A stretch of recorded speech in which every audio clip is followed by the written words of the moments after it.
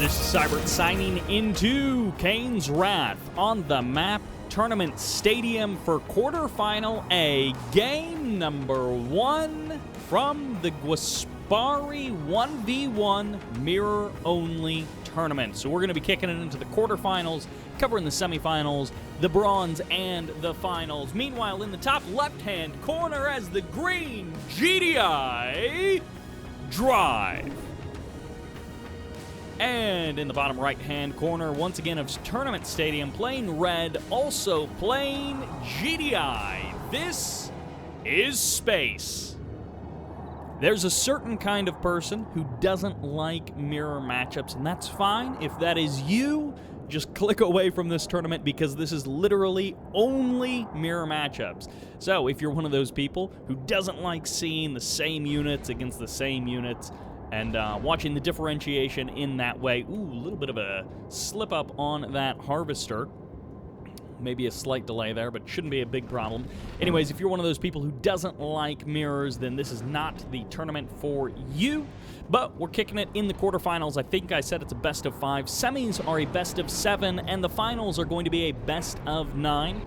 The original prize pool for this was first place gets $65, second place gets $25, and third place gets $10. So not a lot, but I know Gwaspari did also have this open to donations, so it's possible that some people donated and the prize pool grew a little bit, but still, 2021 is shaping up to be a great year for Kane's Wrath for the competitive scene, even if it's smaller tournaments like this that don't have as big of prize pools. We've still got Drive, Space, and the rest of the quarterfinals are looking pretty stacked as well.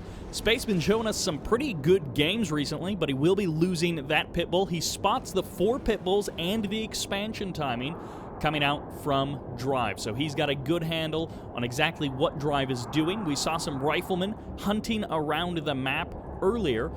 One of Drive's riflemen getting caught by the rifleman inside of the building for Space. So Drive attempting to scout there, but maybe not getting as much intel as Space. However, this has been a mirror, and they are doing almost the exact same build with almost the exact same timing. 5 Harvesters up at the expansions, or at the main bases rather, for both players. The Pitbulls are going to be skating on by. They see the natural expansion timing, and of course the Pitbulls and the War Factory should allow Space to push away the Pitbulls of Drive. Drive's going to be taking a couple of shots off here, and he will end up losing this Pitbull, it looks like, with that last shot. No, barely. It does survive for a couple of more moments, and then there's the kill by Space. So in that sense, they are trading pretty evenly, 1 Pitbull for 1 Pitbull. Drive's got his refinery up and running. Space has his refinery up and running. So game number 1 of the series is a GDI mirror, and this is a best of 5, so we're guaranteed 3 maps. But I believe game 2 is Nod, game 3 is Scrin, 4 goes back to GDI, and 5 goes back to Nod. So if we end up on an ace match, that does mean we'll be in a Nod series. Drive is definitely a very good GDI player, but don't count Space out. Space is also a pretty solid GDI player as well. I think Drive will have the advantage when they switch over to Nod, and I'm not sure about Scrin. Space might have some sneaky Scrin tactics for game number 3, but if not, then Drive will just be the leader in all 3 matchups. Drive, a very powerful player, and definitely a player showing some great results throughout 2021. Blue Tiberium gets grabbed there by Drive. Second refinery is up at the natural expansion, and interestingly, drops a barracks as well, so a little bit of a man spam transition just to continue the mirrorness of this matchup. Both of them going for rocket squads, and the question now, in my mind, is it going to be command post or armory coming up for Drive and Space? I think there was a scan. If that was a scan, then that was indeed the command post coming up. Yep, the command post for Space, and it looks like the same thing for Drive, into an airfield. So perhaps our first real differentiation, Drive going for the airfield, and maybe Space doing something a little bit different. It's going to be into the armory for Space. So he's getting his infantry upgrade, going to be getting his comp armor, And of course, I believe this means this is also a vanilla-only tournament. And every once in a while, someone is like, well, if it's vanilla only, then what's even the difference between Kane's Wrath and Tib Wars? And of course, that's a pretty silly thing to say if you take any moment to think about the economic differences between Tib Wars and Kane's Wrath, let alone the upgrade unit or epic unit differences between the two. But just the economy alone, the way it folds out, and all of the timings. So it's going to be, I think, mirrors and vanilla factions only. So if you're not a fan of cultists and some of those Scrin shenanigans that Traveler 59 will sometimes pull, you are in luck. Barracks goes down. Space going for the big defense of all pit bulls, all rocket squads. And of course, that's going to hold off the... where are the air units of Drive? Perhaps down here in the south? No. Missing them somewhere, but the rocket squads and the Pred's going to be a perfect control group for Space to counter the pit bulls of Drive. We'll see how the Predator tanks are able to do. Lots of rocket squads here on the front line.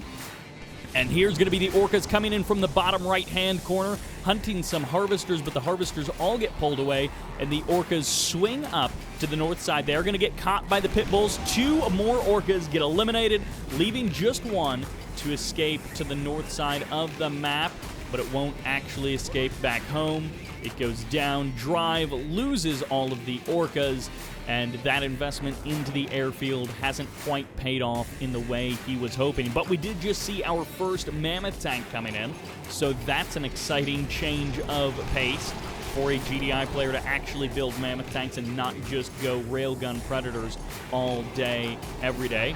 The Orca Strike will catch the Harvester on the dock, so a nice bit of damage there. Railguns finishes up for Drive. It's not finished for Space, so a bit of a reverse timing attack. He does jump on 2 of the Hammerheads, and he gets the kills on all 4 of them relatively quickly. Meanwhile, AP Ammo and Railguns doing some absolute work for Drive on the ground. The forces of Space keep coming in, but will the reinforcements of Drive be enough? He's engaging a little bit outside of the effective range of those watchtowers, so this engagement isn't going as heavily in Drive's favor as it could. Space pulls back. He's not looking to deal with the armor. He just wants his infantry to try and hold the line, but that is not a winning move against this force of Drive. Drive with the potential to pump out just infinity riflemen will push those rocket squads back quite nicely. And it looks like Space is going to try and go for a bit of a defensive posture. There's the scan coming down from Drive. Inside of these Hammerheads, it looks like no riflemen or anything. It's just going to be Hammerheads going to soften up those rocket squads, and they do clean up a good number of them. It's going to be sniper teams on the ground for Space. He's going to be able to thin out the herd, but so many rocket squads are going down. Finally, the watchtowers are coming up, but it might be a little bit too late. The rocket squads have been severely thinned out, but Drive doesn't necessarily have a lot of forces to follow this up with. He's going to try and steal the blue Tiberium, and I thought that was going to be a bit of a bigger attempt by Drive. He really did not commit very much to that attack. He was just looking to do a bit of damage to those rocket squads. The Orca will mostly miss, completely whiffs there, as one load of Tiberium, I believe, was stolen from the center of the map, and Space is going to be going for the base push. So we could have a bit of an advantage to Drive, as he is going to be the one with watchtowers or sonic emitters going down perhaps a little bit sooner. Sonic emitter mixed in here. Still no railguns for Space. A curious development that he's entirely skipped Tier 3. So he went just mass Tier 2 and no upgrades. He's attacking into the defenses of Drive, and Drive just has to hold the line here. He doesn't have to crush this army with no losses, but at any rate, he is going to smash through this army of Space. Space does not have an ability to stand against these forces with no railguns and without overwhelming numbers. Space is going to be able to push this back. The last couple of Predator tanks may end up getting shot up by these Mammoth tanks, but if not, the Hammerheads are here to try and finish the job. Rocket Squad reinforcements coming in for Space, but I don't know that he can push into this base regardless. He might be able to push these forces back, but I don't think he can actually take drive from this position. Even his Predator tanks aren't going to last that much longer as the railguns come up, and GG gets called. Space has been defeated. Game number 1, a long, slow buildup, but not much of an execution at the end. Drive playing pretty defensively the whole game long. Space feeling trapped and up against the ropes, having skipped that tier 3. He needed to make something happen, and then he was attacking into the guy who had better tech, better upgrades, and a defensive posture. So that does it for game number 1. Drive takes the first win of our coverage, and let's see how game number 2 shapes this series. And that takes us to Tournament Highlands for game number 2. On the left side, spawning as the red nod, this is Space. And that means on the right side as the green nod, this is Drive. Drive with a pretty convincing cleanup on game number 1, but not an active or an aggressive or an interesting game. He played that one out pretty flat line and pretty straightforward. We'll see if being Nod changes things for either one of these players, or if it's just going to be, you know, like Scorpions into Avatars into a Redeemer, or if it's going to be, you know, mass bank buggy all over the map from both players just trying to out-bike buggy each other. By the way, I do want to say a big thanks to the folks who support me over on Patreon. I use it very much like a tip jar system, but a big thanks to Oz Media, The Arbiter, Dimitri K, Isaac H, Hendrik B, and Pierce D, as well as some of the newcomers over there: Paul D, Umar Q, Leon W, Cardo S, Jacob M, Joachim, Jai Chang H, and Fedon C. Always appreciate the support over there. Bike comes out for Drive, and there's the power down. All right, it is going to be a second refinery coming up.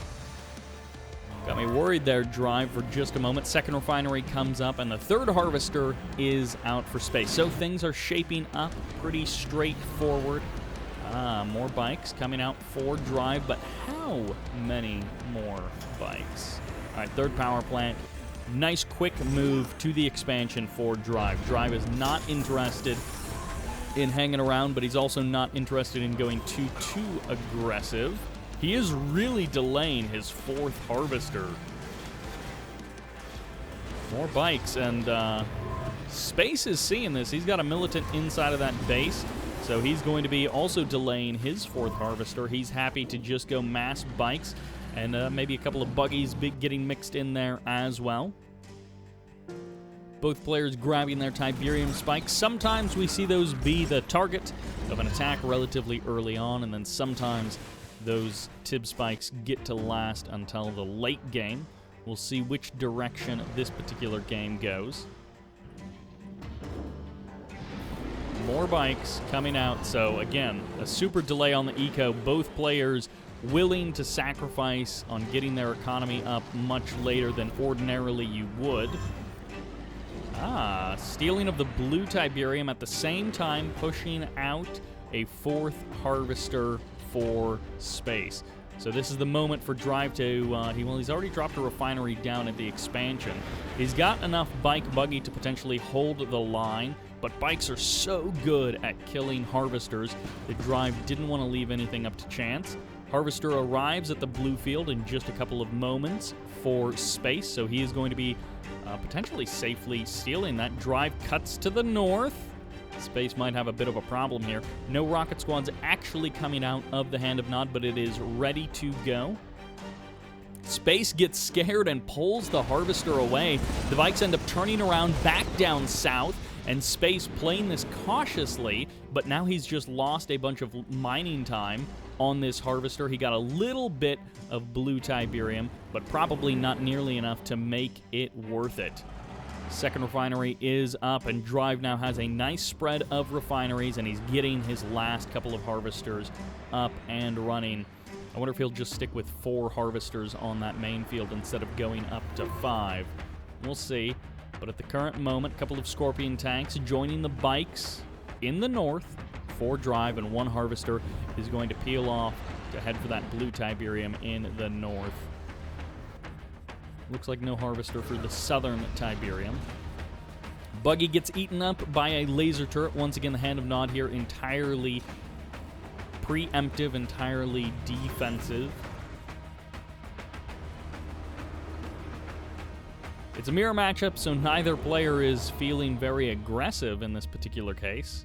Some players don't care about the nature of a mirror matchup. They're happy to be the aggressor, even though with the defender's advantage, it can be harder to get a lead in a mirror matchup. And in this case, both of these players are happy to just play that slow defensive style. A couple of rocket squads heading out north. Drive managing to steal away one load of blue Tiberium. Going to go for another load in the south.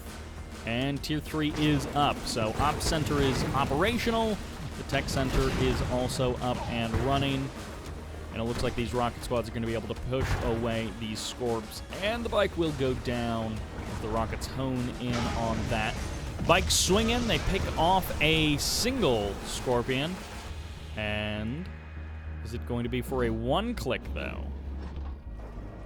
It looks like Tier 3 may not actually be up yet. Once again, a super delay on the Tier 3. It looks like it's finishing up in just a moment.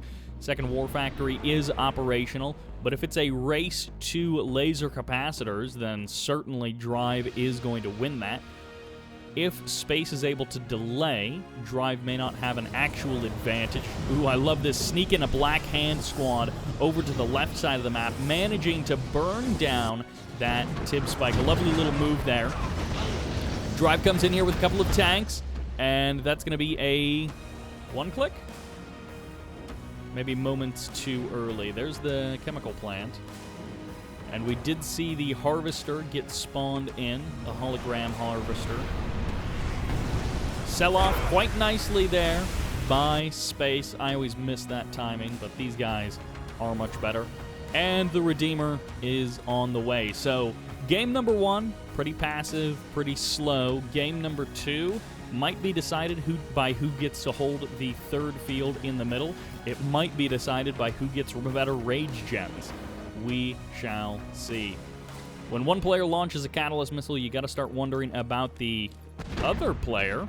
Tib Spike in the corner looks like it's getting hit, but these fanatics are going to be chasing away these Scorpion tanks for the current moment. And the Scorpion tanks, hilariously bad at shooting moving infantry like that. But they're doing their best, and it looks like they're not quite going to get it. Black Hand Squad actually gets called off, maybe going to be burning down a couple of power plants. Laser capacitors much better at burning down those infantry. It looks like Space was able to successfully get some of that blue Tiberium. MCV on the move, so no Shredder turrets for an easy... Oh, he gets the chemical plant as well. Does some big damage to the War Factory, and I think with two power plants going down, almost certainly this is going to send him into low power mode. The third one is the one who actually does it. There's the sell-off of that laser capacitor, and this is a bit of a problem for Drive, or for Space. Drive is doing some damage. The killing of the War Factory is going to slow the production, but it still has an opportunity for Space to mount a defense. Gets another Avatar out, so just perfect timing there, and the refinery, I think, will survive, albeit barely, as it takes some pretty significant damage there. Always nice to keep around one, and here comes the chemical, or here comes the catalyst missile in mere moments for Space as the chemical plant comes back online. The Scorpion tanks are going to go for the kill. Might actually be the refinery on the front line. That might be the more valuable one.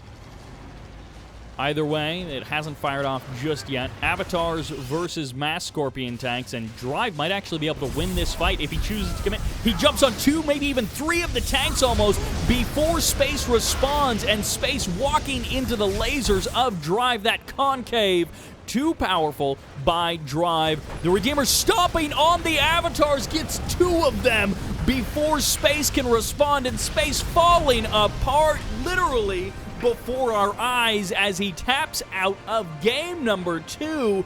And this does not bode well for game number 3. Drive being at match point. Space willing to play defensively, willing to play nice and slow, but not able to match Drive when it actually comes to the late game.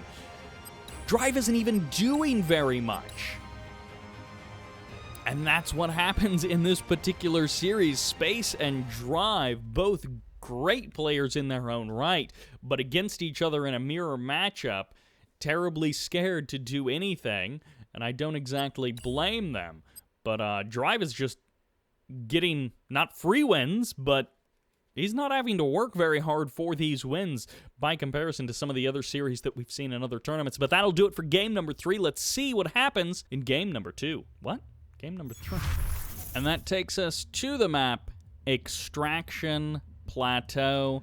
I never realized that there were these little Tiberium warning logos on this fence, and there's a little, like, Tiberium tree sprout thing in the middle of this map. Anyways, let's not get too distracted. I do love these, like, mining maps with all of the pipes and the cranes, all of the cool little doodads, but we have got ourselves another mirror matchup as the green, as the Scrin. This is Drive, kicking it in the north. Meanwhile, in the southern position, once again, Extraction Plateau, also going for some descents. This is Space.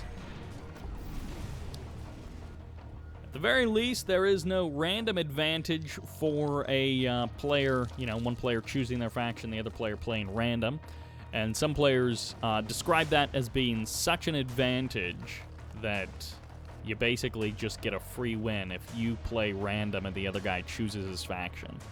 Because the first 30 seconds of the game are incredibly important. I don't know that we actually see that borne out in the matches, but in this particular case, no one has to worry about the other person not knowing the other person's faction, rather. Descent's coming in from 2 angles. I love this little split from Drive. A little bit of a delay on the second group, right? So you hit with the first group, and then hopefully you do a little bit of damage and you get the other guy out of position. We'll see if it actually works. Buzzer Hive gets dropped, but this Harvester is going to take a decent amount of damage regardless, and the second group of units is actually going to be going for the Tiberium Spike anyway. So Space and Drive both going to be killing their Tiberium Spikes right out of the gate. And this also reveals very clearly to Space that there are some descents over there. And with how poorly that first attacking group went, there is no really pulling your opponent out of position in this particular case.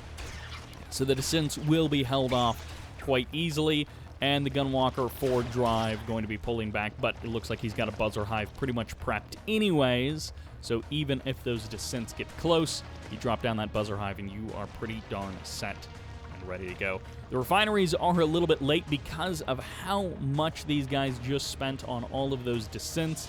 Got to get out those early Gunwalkers and got to have the safety Buzzer Hive as well. Descents for Space, going to get the drop on the descents of Drive, but with the Gunwalker and the Buzzers there really is no contest between them. Eventually, Space does get cleaned up. And I guess right out of the gate, we have some missing Tib Spikes, so neither player will be able to depend on that. This is a 3 greenfield map, and I guess no blue at all. We're so used to, on most maps, having either 2 fields and a big shared third field, or 3 fields, and then also 1 or 2 blue Tiberium fields. Tier 2 gets spotted, so Space has been revealed. Let's see if Drive is doing the exact same thing. Nope, the expansion for Drive is a slight bit sooner, and he can spend that cash in the current moment on something else. Upgrades for the power plants, and Drive has a pretty good idea of what's coming out as the first dev tank does pop for Space, and that might be a pretty serious advantage. Space has not been surviving once we get to the late game, so a lovely mid-game push fueled by dev tanks might be the way to go. And if he's able to pump out more dev tanks by this 1 or maybe even 2 minute nerve center advantage that he's got, he could potentially punch through anything that Drive has and just crush Drive here in game number 3 in the Scrin mirror.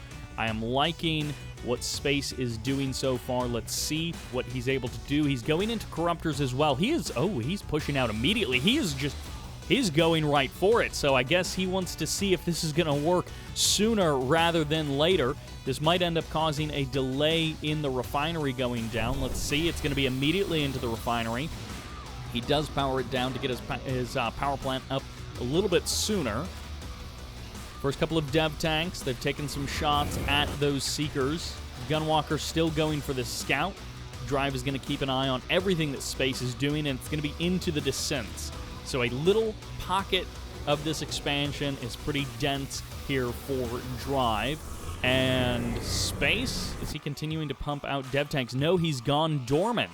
So his advantage of getting the dev tanks out early may not actually turn into anything. He's got 2 dev tanks and 2 corruptors, but I'm not sure if that's actually going to translate into an army advantage, given that, well, the nerve center is already up for Space, and Drive is still, is already up for Drive. Ah, there's the Tier 3, so this might be where Space gets his advantage. He's delayed his second refinery at his natural expansion, and he's instead gone for faster tech into, I don't know, either Eradicator Hexapod or Tripods.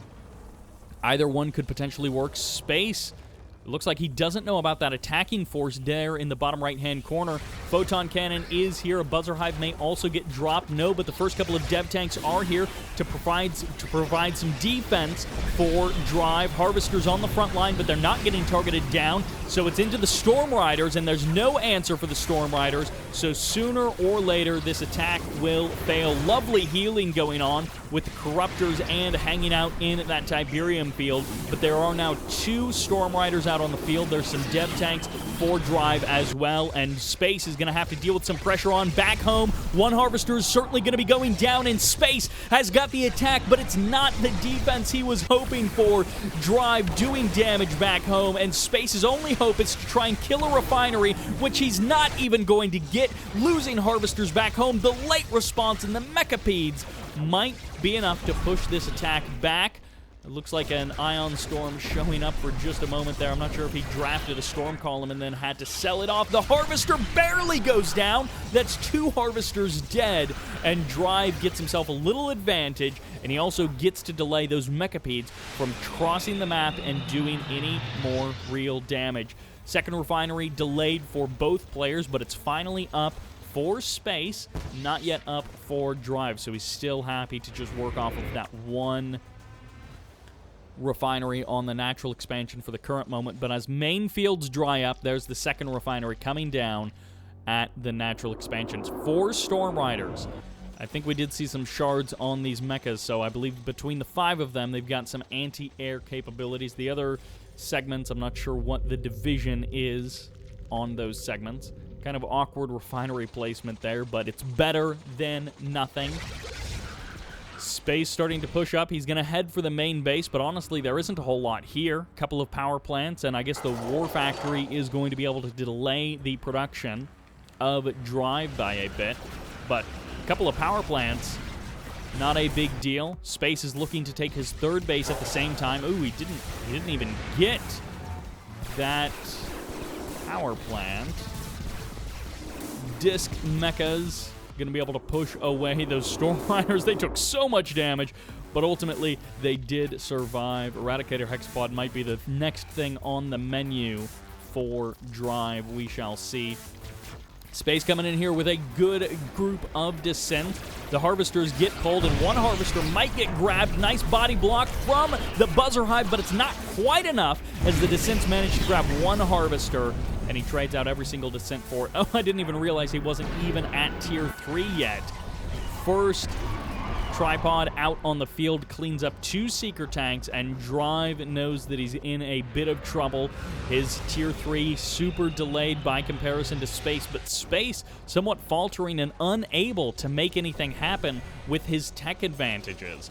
Both of these players' economy got thrown for a loop, and Space went for the faster tech, but the Mechapeds haven't done very much. The Tripods are going to be matched soon enough by the Tripods of Drive, and that somewhat negates the tech advantage, is the defense advantage that Drive will have if Space is the one attacking into Drive.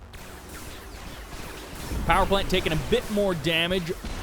trades out one Storm Rider for it and gets a complete scout on everything that Space is doing. Third base coming up for Drive. Again, Space is quicker, but I'm not sure what Space has really got for his quicker expansion, for his quicker tech. He doesn't have a necessarily army advantage. We'll see when it actually comes down to it.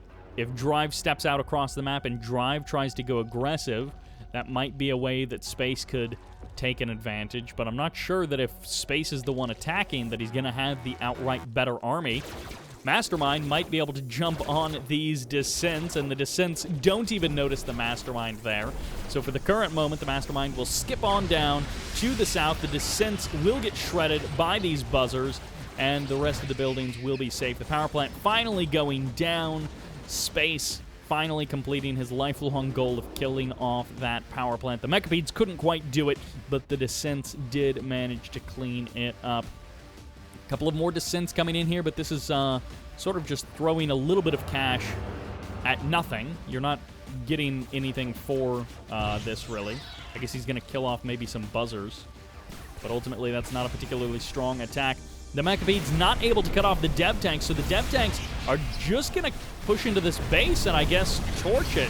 For now, they're mostly eating up power plants, but shutting down the barracks as well wouldn't be a bad thing, and that's enough power plants to actually cause a bit of a problem for Space. Forces the sell-off of the War Factory as well, so the production in the south has been dampened somewhat, and that's not a bad thing for Drive. He doesn't have to worry about that production coming in and attacking his expansion. Buzzer Hive going down, power plant getting placed as well, as these Mechapedes are going to be getting chased away. Annihilator Tripod hanging out behind those buildings. Space looking to just buy some time, Drive rather, looking to buy some time, get his army into a better position, and this is Space's chance. He's going to be able to knock out the Tier 3, it looks like. He's got a good angle on this expansion. He's only got 3 tripods here, which is matched by the tripods of Drive, but Drive, where are the dev tanks? They're coming in, they're slow, but they are eventually here, and now that the Tier 3 is down, this is Drive's opportunity to crush the army. I was going to say it was Space's opportunity, but this stasis shield is going to completely annihilate.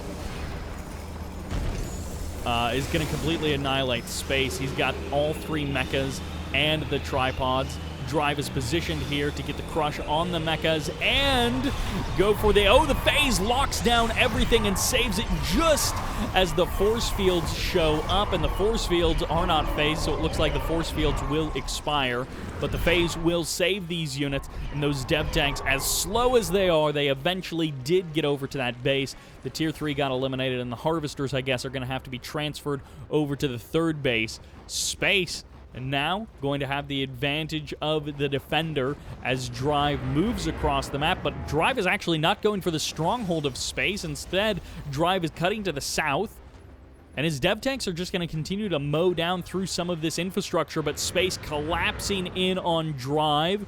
The phase elapses, and now the army is vulnerable once again. The Tier 3 has been rebuilt. Drive juggling this way and that. He's not quite at the point where he can kill off Space and go into the semifinals with a clean 3-0 sweep, but Space is looking a little desperate. We'll see if this attack punches through. These dev tanks present such a problem for Space. His tripod numbers are pretty good, but the tripod numbers of Drive aren't that far behind, and Drive's got a storm column and all of those dev tanks, and when the dev tanks all focus fire with those Tiberium shots, one tripod being given away sort of for free there, not really doing a whole lot. Where are the force fields? The force fields are only about 1/3 of the way done for Drive, so every moment that goes by is a bit closer of an advantage for Drive. Drive is maybe actually going to be able to pick up another 2 tripods, taking the total number of tripods just down to 4, and the Mastermind actually grabs one. The mind control gets the EMP, and there's going to be a teleport forward. A brilliant play there by Drive to just make the army of Space that much weaker, that much more ineffective, and buying even more time, and the tripods are just going to take damage as they retreat. The Gunwalkers here sacrificing themselves, maybe not intentionally, but Space is is going to try. He's going to make one stand here, and this is it. The armies of both players ready to tango. The stasis shield locking down these tripods, and it looks like the Mastermind cycles around to the south side, and the tripods of space finally getting an advantage. This is his opportunity to try and jump on this army, but this is going to be so much firepower from Drive. Who gets the EMPs? It looks like Drive actually lands one EMP, and the focus fire is just incredible from Drive as he annihilates tripod after tripod, and the Mechapedes are the only thing left for space, but so many dead husks on the ground, and even the mind control tripod survives that fight as space collapses in with everything else that he's got, but the drone ship gets captured, gets caught, and there's the drop of the drone ship as Drive completely annihilates the army of space. Another engineer heads to the front line, another tripod on the side of Drive. GG gets called, and space has been defeated. Completely beheaded there. That stasis shield was his opportunity to escape, and then at the last moment he thought, I'll turn around and attack, and he did not have it. Man, that focus firing from Drive, he just annihilated everything that space had so quickly. Our first player into the semifinals of the Gwaspari mirror-only tournament is Drive with a very clean 3-0. Drive advances. Space out of the tournament. The single elimination bracket is how it goes, and he was actually ahead on Eco. That third base never able to turn into a real advantage in the army, but that will do it for this game. Let's see what happens in quarterfinal B. And that takes us back to Tournament Stadium and the many stands that lie empty at today's game. In the north, as the Cyan GDI, this is Lumos. And in the south of Game No. 1 of quarterfinal B, as the yellow, this is BikeRushOwnz. Bike Rush versus Lumos. Lumos, also a Tib Wars guy, at least he was last year. Played some fantastic series against Bike Rush and Shoktrepet or Shoktrepet in Tib Wars. A highly entertaining set of series between Lumos and several of the powerhouse players of Tib Wars. And he's come over to Kane's Wrath a couple of different times.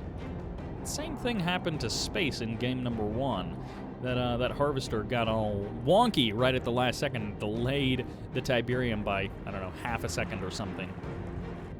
Shouldn't be anything too worrisome for Lumos. But okay, we're back onto another GDI nod, Scrin, GDI nod kind of thing. BikeRushOwnz coming off of, well, if you haven't seen the World Championship Series, coming off of 3 consecutive wins there. So getting himself his own sort of triple crown, although the 2v2 and the 3v3 don't really count as his because, you know, teammates. But at the very least, getting that 1v1 crown for himself. Riflemen get cleaned up. BikeRushOwnz going to be able to get a bit of a scout here with his 2 last riflemen. He'll be able to see, hey, Lumos is not going for anything too crazy, and BikeRushOwnz is going to immediately steal the blue Tiberium from the middle of the map. So he sends a foxhole over to the middle of the map, and now he's going to be super annoying and just attack that power plant. Meanwhile, Lumos is going to be getting his natural expansion set up quite nicely. BikeRushOwnz doing the exact same thing. Mirror, mirror on the wall. The 5th harvester is delayed. That's all, it looks like. Other than that, very consistent between these two players. What was that? Oh, that was a pit bull coming out. How many pit bulls, though? It looks like it's not into more pit bulls. Uh-oh, Bike Rush, if he's going mass pits, we'll see. These mass pits might just be to cover the steal of the blue Tiberium. That's a pretty common thing. Okay, and it's into Predator tanks for Bike Rush after that. So he may kind of poke in, see what he can get with his pit bulls. Maybe he nabs a harvester at the natural expansion. At the very least, he's going to force some lost mining time. Lumos is going to pull this guy off the line. He's going to cycle away. And actually, no, he's going to stay really close to the refinery. He's not going to try and cut and run to meet reinforcements, he's going to lose this Harvester, and BikeRushOwnz can jump on the Pitbull of his opponent, or he can just try and chase this Harvester. Lumos, cycling down to the south side of the field, is actually going to be taking a whole bunch of damage on the rear armor, and he's going to lose 2 Harvesters right out of the gate. BikeRushOwnz body blocking with his Pitbulls, and the last shot gets off. Are you kidding? In the bare last second, BikeRushOwnz gets the kill on that Harvester. 2 Harvesters down, and that is an advantage in a huge order for BikeRushOwnz. Now, BikeRushOwnz delayed his own Harvesters to do that, but he helped make up for it by the fact that he stole the blue Tiberium from the middle of the map.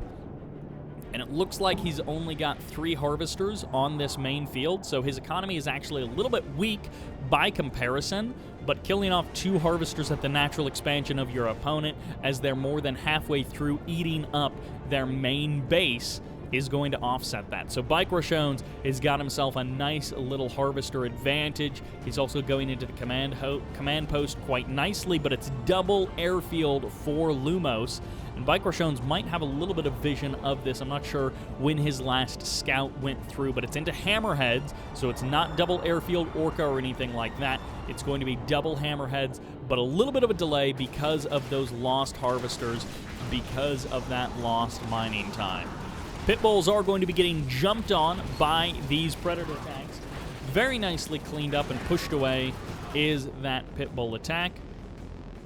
And BikeRushOwnz, I'm not sure what his plan is from here. He could just be going straight into the Tier 3. He gets his own airfield. He's maybe going to be drafting up some anti-air defenses. We'll see. He's got the barracks in the north, and he's pumping out those rocket squads. And yep, the first AA battery shows up.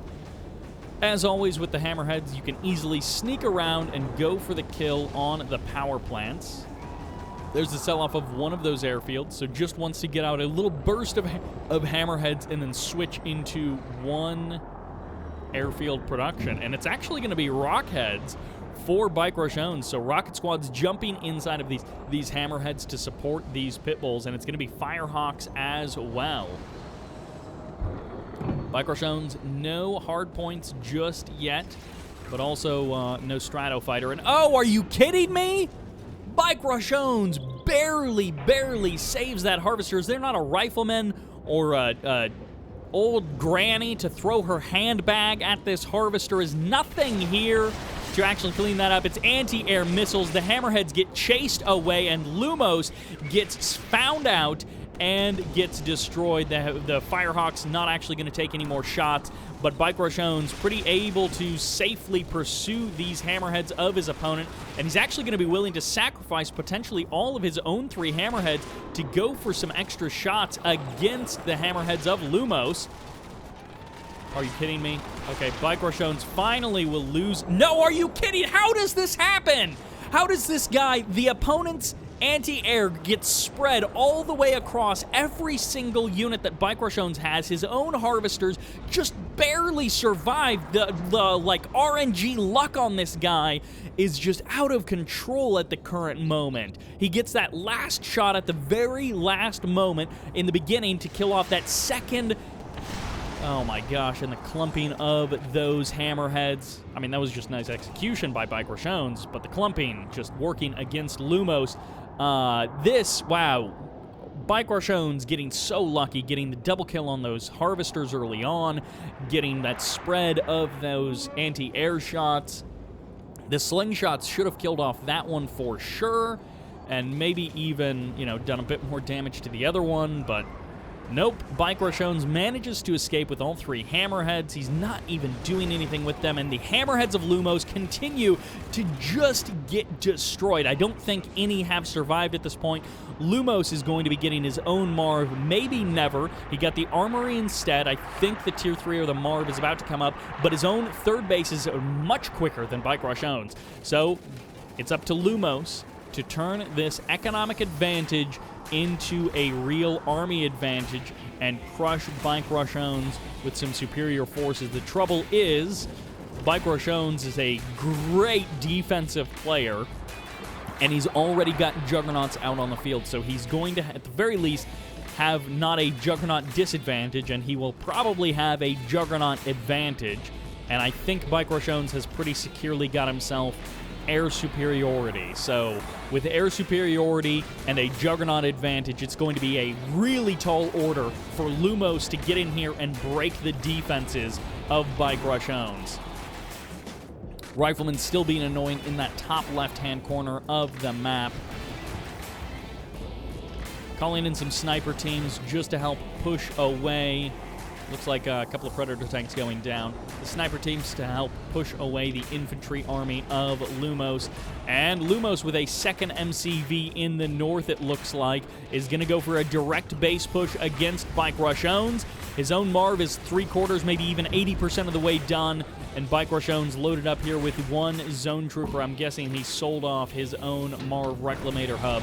And indeed he did. Sniper teams on the front line, going to be absorbing a couple of shots, but also just allowing those Juggernauts to get so much damage done against the infantry army. And even a Rifleman coming up from the back just to do even more damage and to snipe even more of those rocket squads. Double, triple sonic emitter on the front line here, but BikeRushOwnz isn't worried about pushing in to the defenses of Lumos. He's happy to let the Juggernauts do the work from a long, long way away. Finally, BikeRushOwnz will lose some hammerheads as all of his hammerheads get eliminated. Shockwave artillery fires off, as well as orbital bombardment catching the Marv, but once again, no way to finish it off. We'll see if the Juggernauts for Lumos eventually show up to the front line to face off against BikeRushOwnz, but for now, BikeRushOwnz, he's got two engineers inside of that Marv, and he is escaping from the front line. The EMP has already been used, and the EMP is going to land for BikeRushOwnz, but no, the RNG almost misses Lumos's Marv, but it doesn't. Orbital bombardment, and the Juggernaut's going to finish off that Marv, and that's the killing blow for Lumos' army. He's got no way to quickly kill off these Juggernauts, and his base is just going to be assaulted from afar. BikeRushOwnz closing this one up, it looks like, in quick fashion. Lumos is going to have to pull off something. I don't even know what. The guy's got almost no units on the front line. He's got this Marv with double repair and a war factory right there. He sells off one of his MCVs. There goes his build radius. There goes his sonic emitters. What could he even do from this situation? No Reclamator hub. Limited production. His economy has dried up, and BikeRushOwnz is harvesting the last bits of that third field. Lumos not able to stand up in the late game against BikeRushOwnz. Another airfield going down, or getting established in the north for BikeRushOwnz. Lumos is going to go quad barracks. He goes into 4 barracks, and if he has some EMPs, this could actually be a way for him to do some real damage to BikeRushOwnz, but the Riflemen lead the charge, and Lumos trying to steal.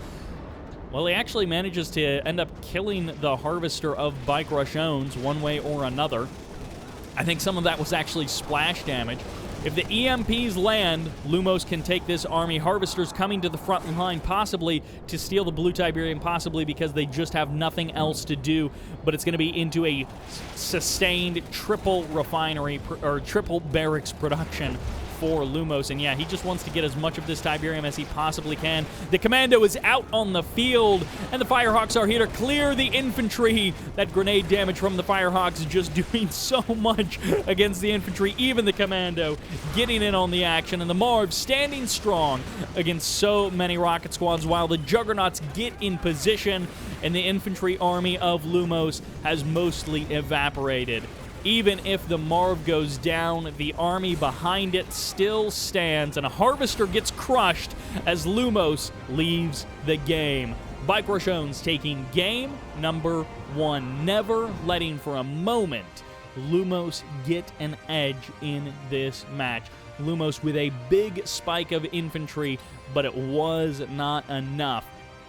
And that's one of those things where if he had been able to, hold on to a Space Command uplink or get EMP grenades out, something, maybe he would have been able to catch the Marv unawares, but it's like, I don't know, get the Marv and those 12 Juggernauts? Yikes, that is a tall order. Lumos leading the economy against BikeRushOwnz, but not able to turn it into anything. BikeRushOwnz, with that later third base, had the better army for pretty much the whole game, and it started with those harvesters dying and transitioned into those hammerheads just being ineffective for Lumos, and that'll do it for game number 1. Let's see what happens in game number 2. And that sends us to Tournament Odyssey. I mean, you guys know what the matchup is based on the first series, and it's literally in his name. But let's see how this goes. As the purple as the nod in the north, it's Lumos. I'm cheering for Lumos, but in the south, as the red, this guy's so hard to kill when he plays nod. This is BikeRushOwnz. Someone's done it at some point. Someone killed BikeRushOwnz when he was playing nod, and of course, it does indeed happen. But after that game number 1 performance, BikeRushOwnz is looking like he's in top shape. Everyone gets emotional, everyone has bad days, and BikeRushOwnz can get tilted just like pretty much anyone else. But it doesn't happen that often, and not a lot of players can do it consistently. I don't know, maybe Technique, Masterly 4 or 5 years ago. And last year, Futurama and Drive, yeah. Drive has tilted BikeRushOwnz a couple of times. Not often. So Nod v Nod.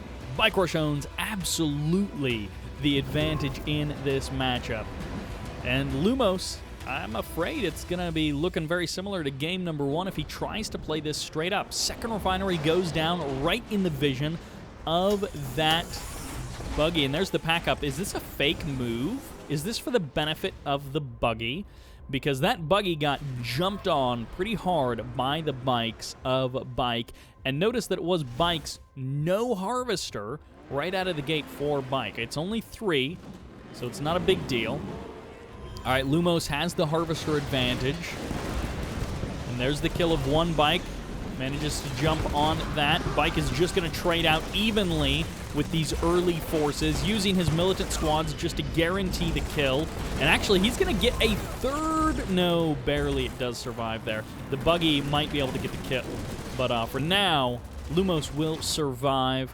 There's the MCV move and the additional power plant. That's actually only his second power plant. Third one finally goes up. BikeRushOwnz has been sitting in low power mode for pretty much this entire game. I mean, ever since that MCV moved out, definitely. And he's finally got his extra power plants up and running so that he can get his game plan back on the way. That's a double war factory. There's no MCV. And BikeRushOwnz knows it. He sees the engineer, and he gets the snipe on the engineer. BikeRushOwnz gets the idea. Is it going to be a sell-off of the MCV in response? No. He's going to be drafting perhaps another laser turret. Laser turrets actually being fairly effective in 1.02 plus. Let's see how this Bike buggy goes. First barracks is up, but there isn't a second barracks. It's going to get jumped on, but it's no refinery at the natural expansion, which is all where the bikes and the buggies are. The buggies do manage to clean up that rocket squad quite nicely, but BikeRushOwnz is happy to play defensive and just sit here, take his expansion a little bit slower than he had originally been intending, and it's going to be into Scorpion tanks. But this pressure has to keep up. Lumos is going for a pretty delayed double war factory all in, so it doesn't have the same punch that it does when you do it as fast as possible. BikeRushOwnz might actually be able to sneak out a refinery at this natural expansion. We'll see. This is going to be a lot of forces coming down the right side of the map for Lumos, and BikeRushOwnz circles around to the north. He's going to be able to get an idea that there is truly nothing there from Lumos. This is an all-in for Lumos. He needs to do a pretty big amount of damage. This harvester is out, but there's no stealth detection for Lumos currently. All of it is in the north. It's so far away. The Scorpion tanks are going to try and jump on this harvester, I think, when it heads into dock. Let's see if they actually get it. They're currently targeting down the laser turret as the bike's coming in for the reinforcements for BikeRushOwnz. And the Scorpion tank's not going for the Harvester. 2 Scorpion tanks go down. A third will get eliminated as a second laser turret goes up in the south. And the Harvesters both get pulled off the line. The bikes are finally here for Lumos, but the Harvesters are a little bit too far past the front line, and Lumos washes upon this base, but perhaps like water on rock, ineffective at quick turnaround or damage. And Lumos also going to be reverse moving into, or revealing his rear armor to those laser turrets at the main base. Another laser turret goes down. BikeRushOwnz sends the Harvesters back in. Looks like he's going to be losing one, but is this even worth it for Lumos? He gets one Harvester. Will he get a second? He's trading out so many bikes, so many Scorpion tanks, so many buggies for this attack, and BikeRushOwnz has his MCV. He's got not better production, but he's got better economy, and Lumos is about to expire on his one field, which means Lumos has maybe one more minute to try and make this work, and if not, he has to try and leave. He's either going to leave the game or he's going to try and transition, get an MCV out, and head over to his natural expansion to try and match the forest of power plants and the eco of BikeRushOwnz. BikeRushOwnz is going to be transitioning pretty heavily into a fully featured natural expansion economy. He's already got 3 Harvesters here. He's about to have a second refinery popping up, and this is Lumos' one shot to make game number 2 work. Otherwise, BikeRushOwnz will have a 2-game advantage, and it looks like Lumos is continuing to pump bikes out of those war factories. He's got a decent column of Scorpion tanks, but if he's not going into another MCV, it's going to be all about BikeRush's defense. And BikeRush's defense is difficult to crack. He is no stranger to a forest of power plants and other buildings to just block off your army. He has no problems body blocking his units, and he does it better than almost anyone. Harvesters are going to get eaten up here now that the stealth detection is here, but is he only going to get one? Okay, no, 2, 3 Harvesters are certainly going to be going down. It's going to be trading out a lot of Scorpions to do it, and Lumos pretty much needs to seal the deal here and kill BikeRushOwnz. Otherwise, it's just going to be lights out for Lumos in the next minute, and so much stuff for BikeRushOwnz survives. Not a lot of Harvesters, but a lot of infrastructure. Even his operations center survives as BikeRushOwnz starts to tech up, and he's still got 3 Harvesters back here. He can transfer them over, and he will pretty much have a fully saturated natural expansion. Lumos is running out of time to transition himself, and he's still pumping bike and buggy. BikeRushOwnz isn't at the point where he can move across the map to kill Lumos, but he doesn't have to do that. He just has to hold on with this natural expansion and then sort of transition everything over to his natural expansion, and then he'll be able to just walk across the map and kill the other guy because the other guy doesn't have any money left. BikeRushOwnz starting to sell off some of his base defenses. He's happy with the number of Scorpion tanks. The Fanatics as well going to make the next assault a little bit more difficult. Enough buggies here for Lumos to get the kill on the Fanatics. BikeRushOwnz, the scout, gets cleaned up. And BikeRushOwnz always wanting to keep an eye on Lumos. No, it's still no MCV, so Lumos is continually recommitting himself to this all-in mentality, and he is about to be out of gas. He's going to even have to sell off one of these war factories, as he will literally not have enough cash to produce from both of them as the Tiberium disappears. Fortunately, this is a 2 Tib spike map, so he does have the 2 Tib spikes cranking for the entirety of this game, but that's going to be about the only economy he has relatively soon here. Tier 3 is up. There's the 1 click. Goodbye. Doesn't get the Harvesters, but they're, of course, heavily damaged. And that's it for Lumos. He's got some kind of opportunity to do some damage here, but again, catastrophic damage to BikeRushOwnz. That is the only thing that will save Lumos from this point. Even catastrophic damage might not do that. BikeRushOwnz has been doing this entire defense off of 1 war factory production. Keep that in mind, that behind all of this, BikeRushOwnz has 1 war factory, and like 1 barracks even. He's just been doing this almost with just base defenses, with Sim City, and with the units that he produces at his main base. Lumos has been defeated. The all-in didn't work.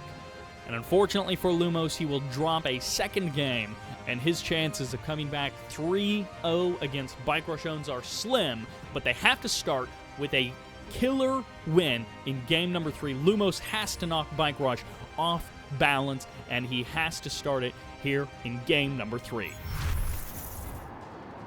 And that takes us to Tournament Tower.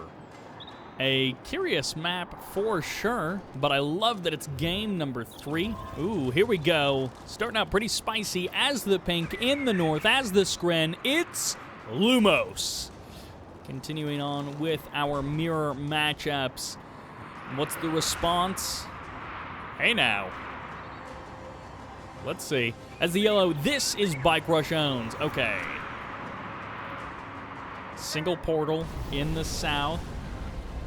And he sells it off, okay. So BikeRushOwnz, he's going to have an idea of what Lumos is up to, I guess. Okay. Oh my gosh, he gets the snipe on the engineer. How does this guy do it? Is Lumos going to get the kill on BikeRush's engineer? No, of course not, because for some reason, BikeRush's hammerheads escape, his harvesters escape, his engineers escape, and he gets all of those fines. I mean, the guy has a ton of games in Kane's Wrath, the experience, and just the understanding of what it means to play the game factors big into that. Another buzzer hive going to be going down. Is Lumos gonna... I was like, is Lumo... Oh, he's stasis! Stasis the MCV, and he's going all in with these descents. He's gonna be able to grab the harvester, but the buzzer hive is still online, and the harvester is gonna cycle around to the war factory. Barely Lumos does get the kill, but the power plant's on the south side, mostly avoiding that stasis shield. And BikeRushOwnz will survive. The descents of Lumos get chased away, and this attack grabs the harvester, but didn't do enough. Lumos has still got a big, powerful punch of descents to head back into BikeRush's base, and he's streaming more across the map. This is an all-in MCV cell, no refinery play. He's got that portal humming, and that is the only thing he's got going in this game. I guess he sold off the nerve center as well. He just wants to put every dollar that he's got into these descents. But now that there are 3 gunwalkers out on the field, BikeRushOwnz has sold his own MCV. And BikeRushOwnz actually has no portal, so I guess it's going to be gunwalkers against descents until the end of time. BikeRushOwnz will be losing this tip spike. I love this move from Lumos. He has to try and find an advantage somewhere, and holding on to his tip spike while killing his opponent's tip spike is something. Obviously, it doesn't make up for the fact that BikeRushOwnz actually has harvesters and refineries, but it's something, as Lumos is going to try and keep his head above water, but BikeRushOwnz is about 1,000 pounds tied to his ankles, and BikeRushOwnz is a pretty scrawny guy, but in this particular case, he is a deadly weight to Lumos. Lumos has got a couple of descents left. He's going to group them together. He's going to try and jump on these gunwalkers. If he can kill all 3 gunwalkers, he detaches that buzzer swarm, and that will do it. Lumos has been defeated. The GG gets called. BikeRushOwnz takes the win and heads into the semi-finals. It's Drive versus BikeRush in semi-final A, and that, I think, will be a matchup that we all want to see. Keep in mind the semifinals are best of 7s, but we have 2 more quarterfinals to get to, and hopefully they're a bit more back and forth than these first 2 quarterfinals have been. Drive and BikeRushOwnz advancing on to the semifinals with relative ease. Let's see what happens in the 3rd quarterfinal. And that, of course, sends us back to Tournament Stadium for quarterfinal C. In the north, as the green GDI, give it up for green 0. Finally playing that green color. Meanwhile, as the orange GDI in the south, this is scorp.ua. All right, so Scorp and green 0 going to make up our 3rd quarterfinal. Green 0 having a pretty good year in Kane's Wrath in terms of tournament results. making it to the finals of a couple of tournaments and getting pretty far in some other ones. I haven't seen all of the tournaments from the last month or so, so I'm not sure. He may have taken one of those as I haven't gotten to casting all of those replays yet, but some of them I might and some of them I may not, as I was downloading replays for, I don't remember, one of the tournaments, and there were just a bunch of games missing, so I'm not actually sure what happened, and yeah, so I'll probably be getting to some of those tournaments. There was a couple of 1v1s and maybe a 2v2 that I missed so far, and I'll be getting to casting at least some of those. But lots more tournament action coming up for Kane's Wrath for the rest of the year, it looks like. There's some more stuff coming online, but Green Zero perhaps going to have a bit of advantage in game number 1. He is a long-time GDI-type player, especially if you include Steel Talons in that as well.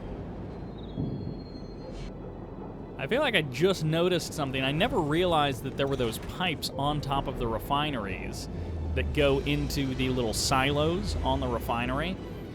Have those always been there, or is that a little doodad that Masterleaf added in like the most recent version of the 4K texture pack? I'm not actually sure. Made some visual changes perhaps, but Scorp expanding to the north, Green Zero expanding to the south, and just like we saw in Series 1 and in Series 2 of the quarterfinals, very mirror of these matchups. Green Zero taking a bit of damage on this MCV. We'll be able to repair that up, no problem. One single pit bull doesn't kill an MCV particularly quickly. scorp.ua getting that one base eco up and running quite nicely. Looks like he delayed his second power plant by quite a ways, but we'll see if his expansion timing advantage gains him any advantage as the game goes on. Green Zero taking a couple of shots on those harvesters, but ultimately scorp.ua didn't do enough damage to the harvesters of Green Zero to really cause a problem. Ooh, refinery a little bit far away from the tib field, so it's going to be extra distance every time that harvester drops off some Tiberium. Very slow, macro-oriented openers for both players as they get their natural expansions up and running. I don't actually remember who's in quarterfinal D, but Green Zero and scorp.ua, one of them will make up the southern half of the bracket, and whoever makes it to the finals will go up against either Drive or BikeRushOwnz.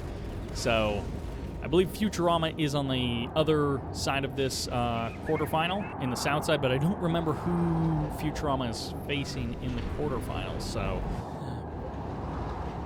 whoever wins in this series has a pretty good chance of meeting Futurama in the semifinals, and then it's going to be up against Drive or BikeRushOwnz in the finals. So no easy matches, certainly, from here on out. But, I mean, the quarterfinals are all tough, whichever way you slice it. Into the pits. It's the mass pit game. We were going to see it at some point with all of the GDI mirrors in this tournament. We were going to see the infinite pit bulls. But of course the question then becomes, if it is an infinite pit bull game, as we are seeing, who goes Tier 3 first, who goes Orcas first, or I guess this could be into Hammerheads. But yeah, the change up. Okay, so Scorp is transitioning into Predators, and he's transitioning into Hammerheads. Green Zero, on the other hand, it doesn't look like he's got his airfield up. He does have his command post, and his airfield drops right there. So it is a considerably later airfield, but that may actually mean that he's got more pit bulls than the other guy, and we'll see what that leads to. Could be a couple of harvester kills coming in here. It doesn't look like scorp.ua is actually in position to defend this, so he's just going to pull his harvesters back. Green Zero winning in the harvesting game in terms of making this guy lose mining time. And Green Zero may actually be able to catch some of these rocket hammerheads as well. We shall see. One Hammerhead spawns in. Green Zero is going to try and pounce on it, and he will get the kill very nicely there. And it looks like the rocket squads are going to be here to try and push away these Hammerheads, or these Pitbulls. And, well, scorp.ua wants to give away a couple of these Pitbulls, or Hammerheads, to the Pitbulls of Green Zero. And at the very least, he's going to draw Green Zero into the rocket squads and allow the rocket squads to actually get some killing blows. Otherwise, Green Zero would have just been able to skate away. And actually, Green Zero getting free damage on the MCV, more than making up for the damage that Scorp did against Green's MCV. And is this a bug? This MCV might have actually been bugged out a little bit there, and that's why it wasn't deploying. Otherwise, scorp.ua just completely forgot about it in the heat of the moment, and that MCV taking so much damage will probably want to jump an engineer inside of that MCV. Green Zero, he's going straight to Tier 3. He's getting himself some Firehawks, and he may be, we got Stratofighter. So he doesn't have hard points, but he does have Stratofighter, so he can clear out and either transfer across the map very quickly or clear out of that area very quickly and escape back home. Either way, scorp.ua moves out with a couple of tanks, trying to get into the main base of Green Zero, but of course there isn't a whole lot left here in the main base of Green. Firehawks come in for Green Zero. They take out the power plants, and if he can just make scorp.ua spend all of his time rebuilding power plants and not doing anything useful, then that will be a win for Green Zero. The more cash he's spending on power plants, the less cash he's spending on anything else. Mines do get deployed by those APCs, and the APCs are going to slowly try and work away at these Predator tanks, but here come the reinforcements for Green Zero. He's going to be able to clean that up, and Green Zero taking so much damage on his MCV, sending it into the tip field as well, so he's just going to take even more damage as he's undeployable there in that blue field, and I'm not sure why Green Zero is heading through the middle of the map with an undefended MCV, but that is the choice he made, and I guess he was going to base push, but his entire defensive unit, his entire army that was supposed to be defending that MCV was nowhere to be seen.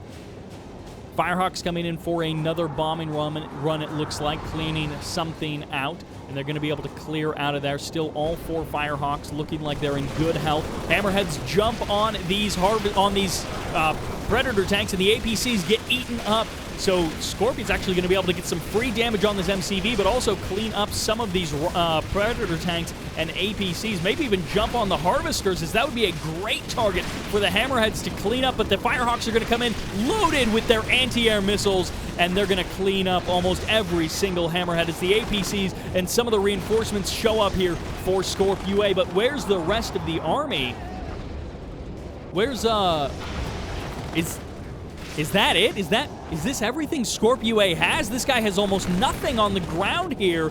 He's going to try and assault the base of Green Zero. He got the MCV, but is he going to be able to get anything else? This is going to turn into an instantly scrappy match, but the reinforcements for Green Zero are going to turn around to defend what little of his base is left, and Green Zero may actually be losing his APCs, his only anti-air protection against these Hammerheads. No, the Firehawks are circling overhead, and the Firehawks are finally going to come back through, clear out the Hammerheads, and Green Zero's forces are safe. scorp.ua gets pushed away, and it's going to become increasingly difficult to assault this base, and scorp.ua hopefully can gain the advantage through this third base. Killing that MCV means even though his own third is super late, even though his own Harvesters got cleaned up, he's still going to be able to maybe create an advantage against Green Zero. Green Zero's replacement MCV is already here, but the Harvesters are going to just turn into a parking lot with that one refinery. scorp.ua finally has a second refinery. He just doesn't have a lot of Harvesters here. And actually, he's going to be giving away one Harvester as Green Zero gets a free Harvester kill in the middle of the map. Green Zero walking into some mines. Will lose an APC for it, but there isn't a whole lot left on the ground for scorp.ua, and goodbye one refinery. Green Zero snipes that, and there's just nothing on the ground here for scorp.ua. Green Zero literally gets to walk across the map and just straight up start killing scorp.ua's Harvesters. No anti-air, though. The Firehawks are going to have to refuel. The Firehawks are going to have to show up with a little bit more missiles to clean up this Hammerhead. And other than that, Green Zero is going to slowly but surely lose this army almost killing some more harvesters, but not quite cleaning them up, as the pit bulls are going to go for the kill on the predator tanks, and the watchtower is going to get the last bits of damage with the hammerhead on the retreating forces of Green Zero. Green Zero has bought himself a lot of time, and now the Firehawks swing through. The pit bulls get some free damage, but there is going to be the Strato Fighter to get on out of there. The reinforcements finally showing up for scorp.ua, but he's going to transition immediately into an attack, and he's focus fired on the ground. He's actually going to let a full volley and a half elapse on that rock before he actually turns his pits around and does something useful with them. He was trying to bunch them all together in the south there, but he just took a whole bunch of damage there basically for nothing. The refinery does survive. The engineer jumps inside of that refinery, and scorp.ua is going to be, he's about to lose another refinery, or perhaps airfield or tech. We'll see. Firehawks come through. He's going to be going for the refinery. Goodbye, as Green Zero is the only player with a fully fledged economy on this map. He's even still got a harvester back here. This field has regrown quite nicely. scorp.ua doesn't have a harvester back on his main field, and scorp.ua has no real units on the ground, and he's got lots of harvesters, some of them even fully loaded with Tiberium, but 2 refineries exist on the map for this guy, and Green Zero might literally just be able to play whack-a-mole with these refineries. Although the pit bulls are making that a little bit difficult, as a fresh airfield has to get established by Green Zero at his third base. One refinery is up. Green Zero pushing in with a whole bunch of Pred APC. He's going to be able to overwhelm scorp.ua, and this might be the final nail in the coffin. A scrappy, awkward back and forth between these two players in this game, but with the War Factory getting shut down, scorp.ua types GG and leaves the game. Green Zero takes game number 1. scorp.ua almost pulling something off there, but I'm not sure what that was. That started out as a very straightforward game, and then it just transitioned into a bit of a sloppy mess, and in the end, Green Zero's defense held, and scorp.ua had nothing left. Yeah, his economy flatlining there as he gets bombed out of existence. If he had been able to hold on to those refineries, if Green Zero hadn't been so effective with those Firehawks, scorp.ua would have been able to explode from this point forward and just get so much cash off that third base while Green Zero was trying to get his own established, and he might have been able to take that, but Green Zero, always with the aircraft, doing so much damage, takes game number 1 and sends us into game number 2. And that takes us to Twisted Rift, or Tiberium Rift, whichever name you prefer. The classic twist on Tournament Rift. Anyways, on the left side as the green, up 1-0 in this best of 5. This is Green Zero. And in the bottom right-hand corner as the yellow plain nod, this is scorp.ua. Once again, we have the potential for scorp.ua to maybe knock Green Zero off his pace. At some point, everybody does play a bit of random in Kane's Wrath. They try out all of the factions, and Green Zero is a pretty hardcore GDI player, but he's certainly still good with the other factions. scorp.ua I am less familiar with. Perhaps this guy is naturally a Nod or a Scrin player, and so we're going to really see him shine with those factions rather than what we saw in game number 1. But we shall see, because like I said, Green Zero still no slouch. And the first bike comes out for Green Zero. We'll keep a quick eye on that War Factory to see how many bikes come out for each player. But yeah, we'll see. Does scorp.ua continue to play this out kind of similar to game number 1, or is it a total change of pace, almost like watching a different player because he's not playing GDI? That's actually going to be a pack-up of the MCV immediately for scorp.ua, so he's happy to get a little group of bikes, drop his second refinery, and then immediately move that MCV over. He is not worried about having to tie down this base any longer. MCV heads to the north. Green Zero might catch the MCV. Ooh, that's close to the rocks. Green Zero is going to get some free damage on this MCV, but scorp.ua should be able to deploy quite nicely, and he's going to take some damage, but ultimately he'll be fine as he deploys that MCV. That's one of those things where it's like, oh, actually sells off the the refinery there. This is a curious move, but also possibly just dire straits, as scorp.ua is going to be losing a harvester here, and his other harvester is bugged, or he misclicked or something. I don't know. It wasn't harvesting there. It's completely empty. On the other side of the map, he gets his own harvester kill, but of course, Green Zero already has an additional harvester out on the field, so he can still lose 2 harvesters, which he does, and he still has a 3rd harvester ready to go. Green Zero's own MCV is potentially very vulnerable there, as it's not actually unpacked. It's just standing there awkwardly, not going anywhere. But unlike scorp.ua, Green Zero got the damage done, and scorp.ua did not capitalize on that moment and was not able to do anything against the MCV of Green Zero. Green Zero coming out with a bit of an edge, but let's see if it matters, as Green Zero has 2 harvesters and 2 refineries, scorp.ua 2 harvesters, 1 refinery, and they're basically in the same boat, whichever way you slice it. The MCVs are at the expansion fields for both. The Scorpion tank's starting to come out, again, I think for both players. And eventually, Green Zero might have the economic advantage, but not at the current moment. It basically is even.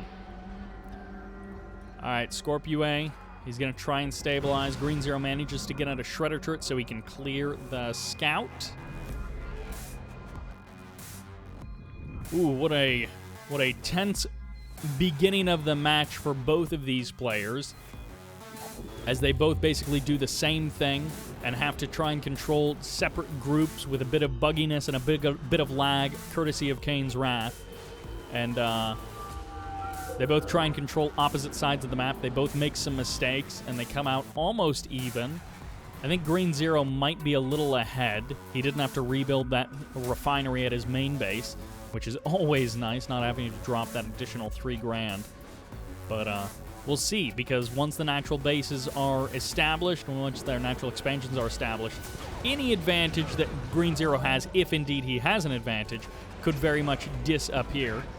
Green Zero gets not quite some lucky hits as scorp.ua's bikes attack that militant squad. Green Zero got extra shots, and so instead of trading 1-to-1, Green Zero basically just got 2 free bike kills. Always nice in a mirror matchup to have something like that happen. Your opponent's bikes are auto-attacking infantry, and you basically just get free damage. A couple of rocket squads head down to the south. We saw the barracks get established in the north, and it's going to stick around as a bit of an insurance policy for scorp.ua. Scorp.ua switching over perhaps intentionally to yellow on the desert map. It makes you much more difficult to see on the mini-map. I guess that's something that could really be fixed if you just altered the minimap file a little bit. I don't know, maybe we should actually look into that so yellow and orange show up a little bit more similarly to the other colors, because if you're playing red or purple or something, you have a bit of a disadvantage in that sense. One harvester goes down. scorp.ua manages to grab a kill on Green Zero's harvesters. Might even get a second one. It's going to be close as Green Zero doesn't have a lot of defense, but the Scorpion tank will slowly kill these bikes, and the harvester is getting repaired just fast enough that I think it will survive. Green Zero may have to juke it one more time. No, he doesn't! He loses it! I thought he was going to be able to escape there, but no! And that bike gets an extra shot off. scorp.ua finally getting a bit of an advantage here, and it looks like Green Zero did some damage on the other side of the map, but maybe didn't kill anything. At any case, scorp.ua has stabilized a bit. I think Green Zero is still ahead on economy. Maybe even after losing those 2 harvesters, it's just even footing. But either way, if it's even footing, then if Green Zero doesn't attack, he can have a defender's advantage. And if Green Zero is ahead, then he's just ahead. Either way, scorp.ua is not in a comfortable spot yet. He's starting to stabilize. His refinery is a little bit slower by comparison, but he's starting to maybe catch up. Bikes come through. They're going to take damage from the Scorpion tanks, and the Scorps aren't damaged enough to really be a problem for Green Zero. The harvesters all survive. 5 harvesters in the north to finish off that main field. At least 4 harvesters. Yep, 4 harvesters in the south. So Green Zero is well established in that sense. Only 3 harvesters on the main field and 4 harvesters on the expansion. So yeah, scorp.ua is behind on the eco, even if you discount the fact that he had to build an extra refinery because he sold it off. scorp.ua behind on that eco. He had the faster ops center, but I don't think that's going to translate to anything. We'll see. Maybe the laser capacitors will be fast enough that it'll get him a real advantage against the forces of Green Zero. Green Zero starting to cross the map, and he might actually be able to jump on either the north or the south base and potentially do some damage wherever scorp.ua doesn't have all of his forces if Green Zero joins up his Scorpion tanks together.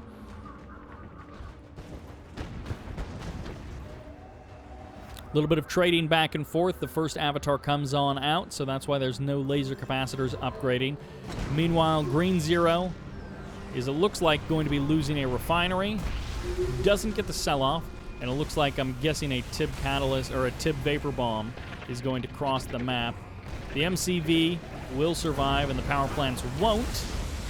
Tech Center also fine, and sells off both of the power plants, so gets the cash back for those and can rebuild them nicely. The refinery kill is going to be annoying, but of course Green Zero is going to have his own catalyst missile soon enough, and I guess he can sell off one of these refineries up here and transition the harvesters, and he'll have that advantage.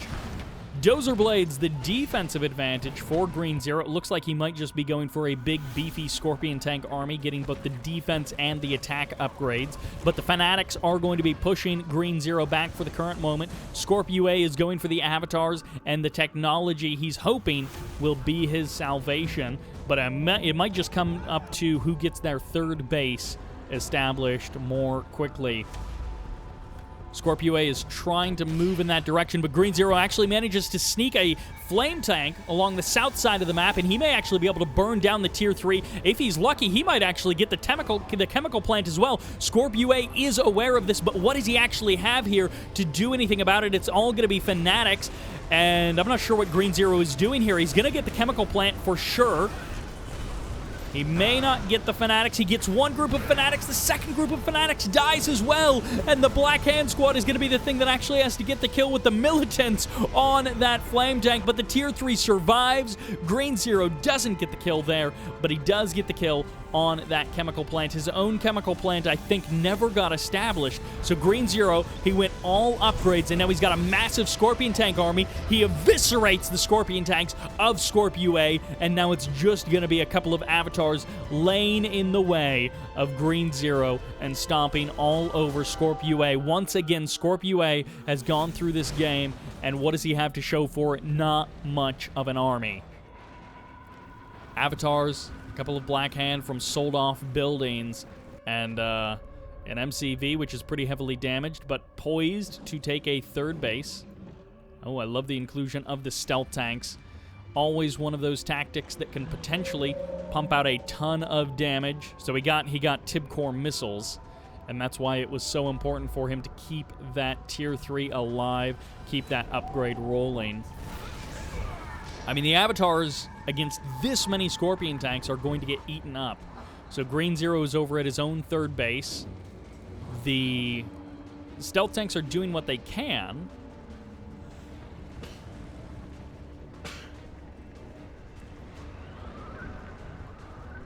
But it might just be a numbers game for Green Zero.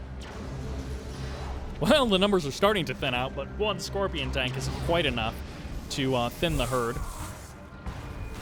Rocket Squad's getting cleaned up. Green Zero is going to circle around, and he's going to go for the throat of the MCV, perhaps. Maybe the power plants will body block for a moment, but not long enough, as the MCV gets targeted down by so many Scorpion tanks and just melted. Refinery is also going to be going down, and the Harvester doesn't even get eliminated, but it doesn't matter. And the MCV getting shut down, the third base getting delayed by this much, and the Scorpion tanks can move on to kill something else. Looks like a stealth tank went down perhaps there, and the natural expansion is going to be the next target for Green Zero. He doesn't even need to face the army with this Scorpion tank force. He just needs to keep moving and keep killing infrastructure. The rest of the game will take care of itself because Green Zero has got his third base up and running. He's got his Tier 3 up and running. His own avatars are starting to come out onto the field, and might as well go for the snipe of the Tier 3. He's going to get the power plant first and then try and go for the Tier 3 after that. Cleans up another couple of stealth tanks just to thin the herd and stop the annoying stealth tanks from being a bigger part of this game. All right, the avatars will clean up those Scorps, and the Scorps don't get the kill on the Tier 3, but guess what? The Tip Vapor Bomb might get the kill on the Tier 3, and whichever way you slice it, things are bad for Scorp. Oh, he snipes the Tip Vapor Bomb. I mean, that carryall that's got the Vapor Bomb in it, it is very low HP, low armor, low everything. And you can indeed snipe it. But Green Zero just dropped like $3.5 grand on that and got nothing for it. He does have Tib Core bikes cycling around to the north side of the map, so he's going to get a good look at exactly what scorp.ua has, which is basically nothing. The MCV just now out, and this is such a delay that Green Zero, even though his avatar production was so much later than scorp.ua's, he's on equal avatar numbers, and Green Zero is going to be able to jump on that Hand of Nod before anything even gets produced. He's going to be able to shut down the Tier 2, so goodbye Ops Center, and that means if the Tier 3 goes down, it's going to be even longer before the Tier 3 comes back up. Gets a couple of Harvesters as well, just swarming those Harvesters from scorp.ua. And overall, Green Zero has almost got this game completely sewn up. He just needs to tie it with a nice little bow and take himself into game number 3. Ooh, another Harvester could be hunted. It's completely empty, but it doesn't even matter. Just get the Harvester kill. The avatars are going to be able to maybe eat up a couple of these bikes, but that's fine. Oh, wow, he still doesn't have a second refinery. I can't believe he doesn't have a second refinery on this field. Green Zero with so many Harvesters waiting to unload, just a total parking lot. But at the same time, he's already been building up to 8 avatars, which might be double the number that scorp.ua has. Never mind, scorp.ua's got 5. Okay, 5 Harvesters, or 5 avatars, a 6th one in the north. But still, ooh. I guess who wins the fight between a stealth tank and a Black Hand squad? The answer is the Black Hand squad, even with Tib Core missiles. Oh, no, he barely wins! He barely gets it! And the Avatar might get the kill anyways. Bikes swing in and kill more Harvesters. It looks like, no, they're going to let the Harvesters survive? Maybe, maybe not. Yep, they jump on the Harvesters. Goodbye, one Harvester. Goodbye, second Harvester, as the bikes sacrifice themselves to get a couple of kills, and the stealth tank manages to sneak away over to the left-hand corner. These have not been fast and furious matches, to be sure, but we're seeing through the slow play-out of this mirror system the deliberate action of each player, and sometimes the wonkiness of how weird these games have gotten. A couple of these games getting very weird as players get thrown for loops. But a lot of this has just been slow, deliberate moves by these players. And goodbye. Stealth tank gets cleaned up, takes maybe 2 more bikes with it, leaving 3 bikes remaining for Green Zero. And Green Zero can't quite close the game out just yet, but as soon as his army moves across the map, it's going to be not much left for scorp.ua. Green Zero could literally A-move all the way through the original main base of scorp.ua and then just turn north and head in there. And, well, the third base will be gone. scorp.ua needs to somehow delay this game, draw it out super long, but at the same time he needs to draw it out super long, he has to thin out both the economy and the army of Green Zero. And that is going to be a tough thing to do. 4 avatars in the south. I'm not sure why he's keeping them down here. If he's hoping to sneak into the third base of Green Zero and just go for like a base trade kind of thing. But of course, Green Zero has so much more firepower and also more buildings. So I'm not sure if a base trade is really going to work. The Avatar's still hanging out in the south for one reason or another. Hallucinated Army coming in here as the holograms are going to absorb some damage, and without a final battle, scorp.ua has been defeated. Game number 2 also goes to Green Zero. For the first 10 minutes, scorp.ua felt like he might be able to pull something out there, but the choice for Green Zero to go for laser capacitors, dozer blades, and the big scorpion push was just so much better than what scorp.ua tried to pull off there. And in theory, scorp.ua could have got that third base up sooner, but faster than Green Zero. But in the end, those scorpion tanks just melted so much stuff that Scorp had. And that'll do it for game number 2. Will we have 3 clean sweeps in a row? Green Zero is poised to do it, but scorp.ua is putting up a fight, so let's see how this series goes from here. And that takes us to tournament decision, but this is the no poker variant, so it has the paths and it has fewer tib spikes. And of course, we've got ourselves a double Scrin mirror in the north as the green. This is Green Zero. Who would have thought? Who would have thought? Green and Green Zero lining up so nicely there. And as the Scorp color, this is Scorp.ua. I guess he's back to, or sticking with yellow. He's not going back to orange like game number 1. A couple of descents, possibly for both players. No, Green Zero not wanting the descents. All right, tournament decision.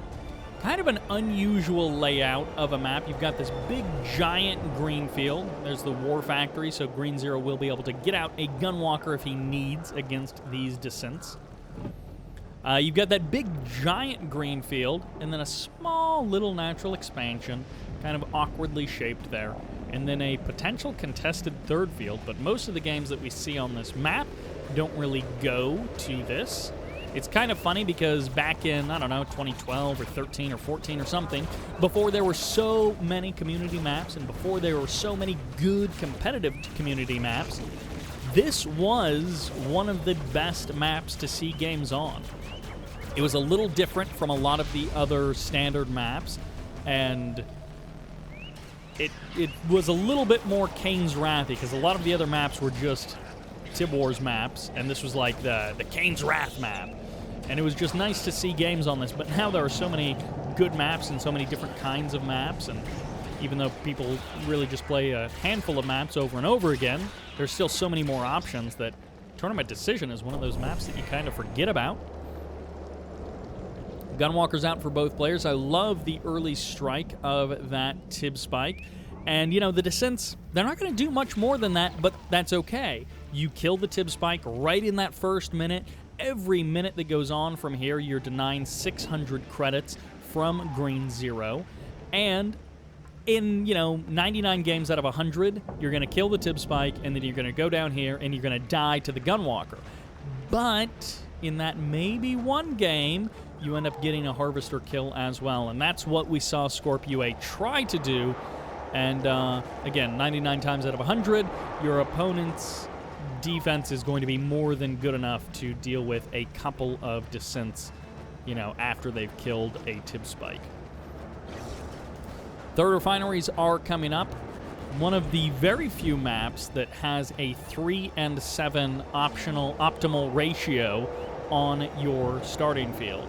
It's kind of a natural expansion all in of itself. There's the nerve center for scorp.ua, so he's fast-teching before his third refinery, but interestingly enough, Green Zero going for a crane, adding on a second build queue, and that's very possibly he's going to get his own nerve center and his tech center out while also expanding over to... No, he's actually going to queue something up on his MCV, so I guess he's not going to be expanding right away. He's just using that... He's using the crane to do something. He's getting extra power plants, or I don't know. Super delay on the third refinery for scorp.ua. He went all the way up to Tier 3, got out a couple of mechapedes before that third refinery finally got established. Green Zero does indeed drop the Ichor Seed, and okay, the MCV is going to move. I guess he just dropped like another power plant or something, while the Foundry, the Crane, is building the Tier 3. Secret Tanks take a couple of shots at those Mechapeds, and of course that's a full reveal of what scorp.ua has been doing. So if Green Zero, because he's got this bunker, so he knows that the MCV is around the same time as his own. So he's like, all right, well, if you've got those Mechapeds out, you must have gone for a delay on that third refinery. So Green Zero knows that he's got a bit of an economic advantage. But of course, the question is, will he be able to do anything with this? I love this little pocket of 6 Seeker Tanks and a Gunwalker going to be potentially coming down the hill to hit the Harvesters. We'll see if scorp.ua is able to hold this off easily, or if those units are able to do a bit of damage. Well, the Mechapeds do manage to grab an easy kill of those 3 Seeker Tanks, but an additional War Factory is going to be going down. The MCV is going to take a lot of shard damage before it finally falls. And, well, I guess it wasn't that long that the Tib Spike advantage was in scorp.ua's favor. But it was a little while. Storm Column comes up. Green Zero is actually going to get the kill on both Mechapeds. Oh! He catches them both. He gets his own Stasis Chamber up, and he is going to be ready to rock and roll. I love the spread of the 2 tripods on this field. No Stasis Shield is going to lock them down. Easy peasy for no reason. And that Harvester is going the long way away as that refinery gets dropped. And actually, Green Zero dropping an airfield as well. This could literally just be to help body block and put out those Devastator warships. Or this could be like a fake-out expansion where he goes for double airfield or something and gets a super delayed refinery on this expansion, but gets a bunch of units instead. Also getting force fields for his tripods, but the Warp Chasm is up, so scorp.ua also not looking to go for a fast 2 refineries on his natural expansion. Instead, he drops that anti-air. Actually, 2 of them, 2 plasma missile batteries right onto the front line. But the Devastator warship is going to be able to deal with them, although the force field generator gets eliminated there as that force field gets eaten up by the Gunwalker and those plasma missile batteries. Green Zero was not quite expecting there to be that much anti-air, and actually Green Zero getting dangerously close to losing that Devastator warship, and there is the call of that Eradicator Hexapod. What does he decide to send into it? It looks like it's going to be Descent Shock Troopers from the sell-off of the... Oh, and a Mastermind. Shock Troopers from the sell-off of the Warp Chasm and a Mastermind. So the teleport is available. And the Warp Chasm sell-off is kind of interesting. He got no Corruptors for that. He got nothing. This tripod actually marches his way up the hill, and he's going to go for the kill on those Seeker Tanks by himself. No problems there. But Green Zero starting to put the pressure on. He's now got 2 Devastator warships. He can pretty handily keep this field locked down. And now that the Eradicator Hexapod is the only thing left, he can start moving forward to potentially take down this refinery and then pull away with the Devastator warships. He may actually lose one of these Devastator warships here, but the refinery gets eliminated, and that is the thing that Green Zero was going for. He's got his own 2 refineries. He's got lots of Harvesters on that field. He's going to be very happy about that. I do like that scorp.ua has managed to sneak out 2 tripods to the north side of the map. He's going to be able to do massive damage against Green Zero with those if he's able to sneak those into the main base of Green Zero. But the real question is, can the rest of Green Zero's army just 1-2 punch the lights out of scorp.ua? scorp.ua on match point. He wants to be the one who changes the fate of the player who's down 2-0 in a series in this tournament. And he's going to be able to do it by getting a couple of Harvesters. There's the teleport forward of 1 tripod. There's the EMP. Locks down that Eradicator Hexapod. And Green Zero is going to eat up this Eradicator Hexapod for lunch. Great teleport there by Green Zero. No, the phase barely gets off as the next EMP lands. And these tripods are going to try and outlast the phase. A couple of plasma missile batteries are going to deal with the Storm Riders, no problem. And scorp.ua has invested a lot of cash into this Harvester harass tactic, and it is not working out. Green Zero gets the catch, and the bait was the Harvesters, apparently. Trading 1 Harvester for an Eradicator Hexapod. happy to make that trade any day is Green Zero. And no, the Mastermind gets sniped. Too little, too late. Tripods, they don't get the lockdown, but they don't even need it. He doesn't blink away. I'm not sure. Maybe he could have blinked to the other side of that ridge, but it doesn't matter. Green Zero stomping on that Eradicator Hexapod. And the next move for scorp.ua, the expansion in the north. But Shock Troopers are already here for Green Zero, and it looks like the Harvesters are going to get pushed away. But there isn't even a refinery here. It's literally just Harvesters, and they actually get eaten up. The Shock Troopers doing a surprising, oh, well, there's a stasis, a surprising amount of damage to those Harvesters very, very quickly. And it looks like scorp.ua sends everything he's got to the north, which just leaves him completely vulnerable on the south side. So Green Zero is going to move in, and hey, base trade scenario, Green Zero is going to be happy to take that move any day of the week. He's going to be able to just move along the south side of the map. He can take a second expansion as well. And I'm not sure, something just blinked away from somewhere. The MCV teleported, I don't know where. Oh, just to the other side of the ridge, okay. So Green Zero is going to be able to get a lovely fresh couple of refineries up on the natural expansion of scorp.ua, and he's going to be able to trash the main base of scorp.ua. Scorp.ua doing the same thing to Green Zero, and it's maybe a zero-sum game, but I think Green Zero, with the better economy, is going to have more options to transition out of as this base trade awkwardness continues. scorp.ua trying to keep his hope alive, but there's not going to be much hope left. He's got a refinery in the north, he's got no production, he's got no tech, and Green Zero at least has economy working for him. He's got production, even if it's 2 portals and a warp sphere, he's got something going on. And scorp.ua cleans up everything that Green Zero has. Green Zero trying to draw this out, using the Shock Troopers to do as much as he can, and even avoiding the crushing by blinking away.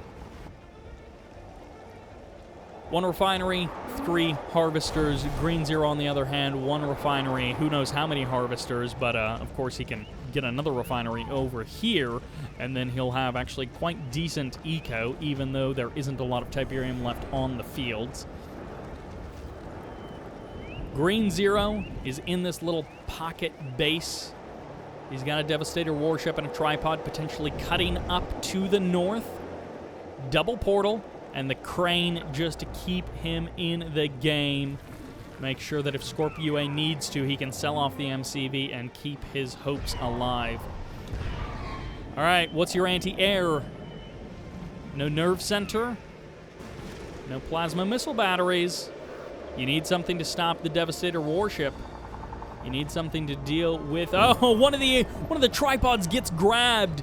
And no call in for the support power. Green Zero actually getting dangerously close to this army, but of course there's no anti-air, so it's not even dangerously close. He's going to shut down the crane very nicely, and scorp.ua not even wanting to give us the big laser show at the end. Green Zero takes the 3-0. scorp.ua drops out of the tournament, and the 3rd player into the semifinals is Green Zero. That'll do it for this series. Slow games, but Green Zero takes them pretty confidently every single one. A bit of back and forth, but ultimately not enough for scorp.ua, and that will do it for this series. Let's see who our 4th player in the semifinals will be. And perhaps for the last time in this tournament, we are here on Tournament Stadium. Will we see this in the semifinals and the finals? Quite possibly, but it's not a starting map anymore. And in the north, as the Cyan, this is Futurama. Meanwhile, in the south, as the red, of course, it's a GDI mirror. This is Shoktrepet. Shoktrepet and Lumos representing the more Tib Wars side of things, but as we've seen throughout 2021, both of these guys can show good games in Kane's Wrath as well, and they were both here in the quarterfinals. Shoktrepet, I don't know that I've ever seen him advance to the semifinals, and it is going to be a difficult thing to do this time. Futurama, I'm not sure what he would consider himself a main of, but he definitely plays a lot of GDI, but I feel like I see him play a lot of everything, so maybe he just plays everything sort of equally, and he's just really good with everything. Coming into this, Futurama definitely a favorite to make it to the finals. Quite possibly maybe a favorite to take the tournament? We'll see. I mean, Drive and Bike Rush are on the other side of things, and he has to get through Green Zero, who beat him in the Kane's Wrath World Championship Series earlier this year. So we got a bit of a rematch there, a best of 7, although I believe Green Zero beat him in the quarterfinals, so it was a bit of a shorter series in the WCS. Futurama heads to his expansion. Shoktrepet does the exact same. Sends a harvester to the middle blue, and it looks like Futurama maybe has already been there, although no, Futurama is sending a harvester to the middle blue himself. So a little bit of a dance that we're going to see between the pit bulls, between the harvesters, between Shoktrepet, and Shoktrepet didn't actually build a pit bull, so he's just going to have to give up that blue tib to Futurama. Futurama goes 1 pit bull, 2, maybe even 3 pit bulls, as I think maybe a 4th one just spawned in here, and Futurama is going to be potentially looking to put on some pressure with all of those pits. Natural expansion coming up. Shoktrepet, a little bit of awkwardness as he sends out that harvester and then ends up not actually doing anything, and now he's just going to have to defend against the pit bulls of Futurama. First harvester gets pulled off the line, or the transferring harvester gets pulled off the line, and the other one gets low-powered. Definite awkwardness here for Shoktrepet. Not quite crisp, clean decision-making. Some minor mistakes. Not enough to seal the deal one way or the other, but enough to give Futurama a little bit of an edge. Futurama jumps on one of those pit bulls, and the second pit bull might actually escape. Yes, it does manage to pull away there. Power plant taking some serious damage, but eventually this foxhole will be broken down, and the rifleman squad eliminated as Futurama gets out more and more harvesters. Keeping that blue tib gone as Futurama very nicely manages to secure that bit of an economic advantage for himself. Finally, the rifleman has been cleared up. Futurama drops his second refinery on his natural expansion. Shoktrepet pretty much the exact same timing, but with a little bit of a slower, perhaps, everything. Or maybe a little bit of a unsure everything for Shoktrepet.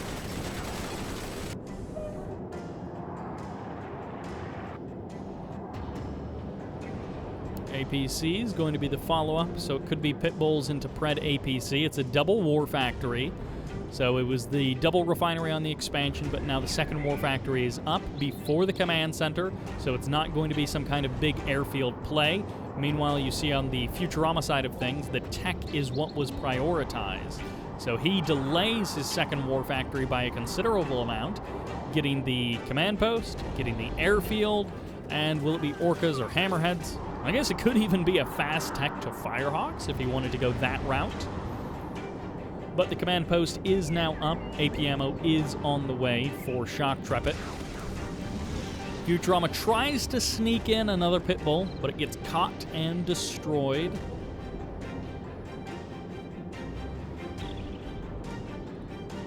All right, what's it going to be? Futurama, it's orcas, and is it a quick tier 3 for railguns?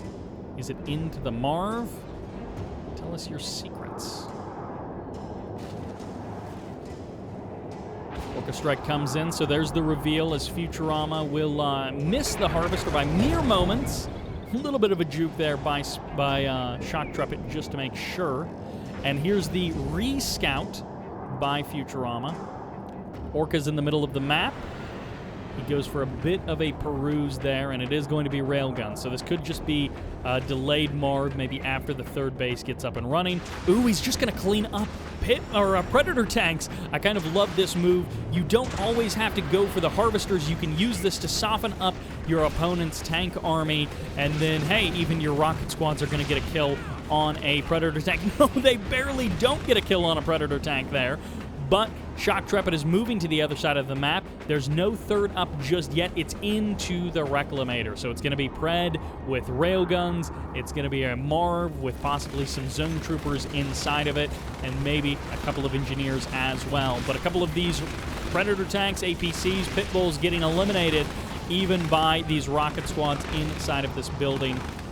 And this just further delays this attack by Shoktrepet. Every second that goes by, the Marv is just closer and closer, and now this attack, it can still happen, it can maybe still do something, but it's been so delayed, it's been so paused, that literally everything is here ready to go, and the Marv is moments away. It couldn't even be canceled at this point. As, yep, there goes the zone troopers and the engineers. The Marv very nicely ready to go. As railguns finish up for Futurama and for Shoktrepet, but the Marv is out, and the third base is up a little bit faster. The Orcas are here, but they don't get much for their trouble. The Pitbull going to guarantee a kill on a second Orca, and, well, 3 Orcas get eliminated, and the 4th will go down. So not a lot of value from those Orcas for Futurama, it seems. Another scouting Pitbull for Futurama, been very consistent with his scouting. And now the Reclamator hub is here and ready to go for Futurama, or for Shoktrepet.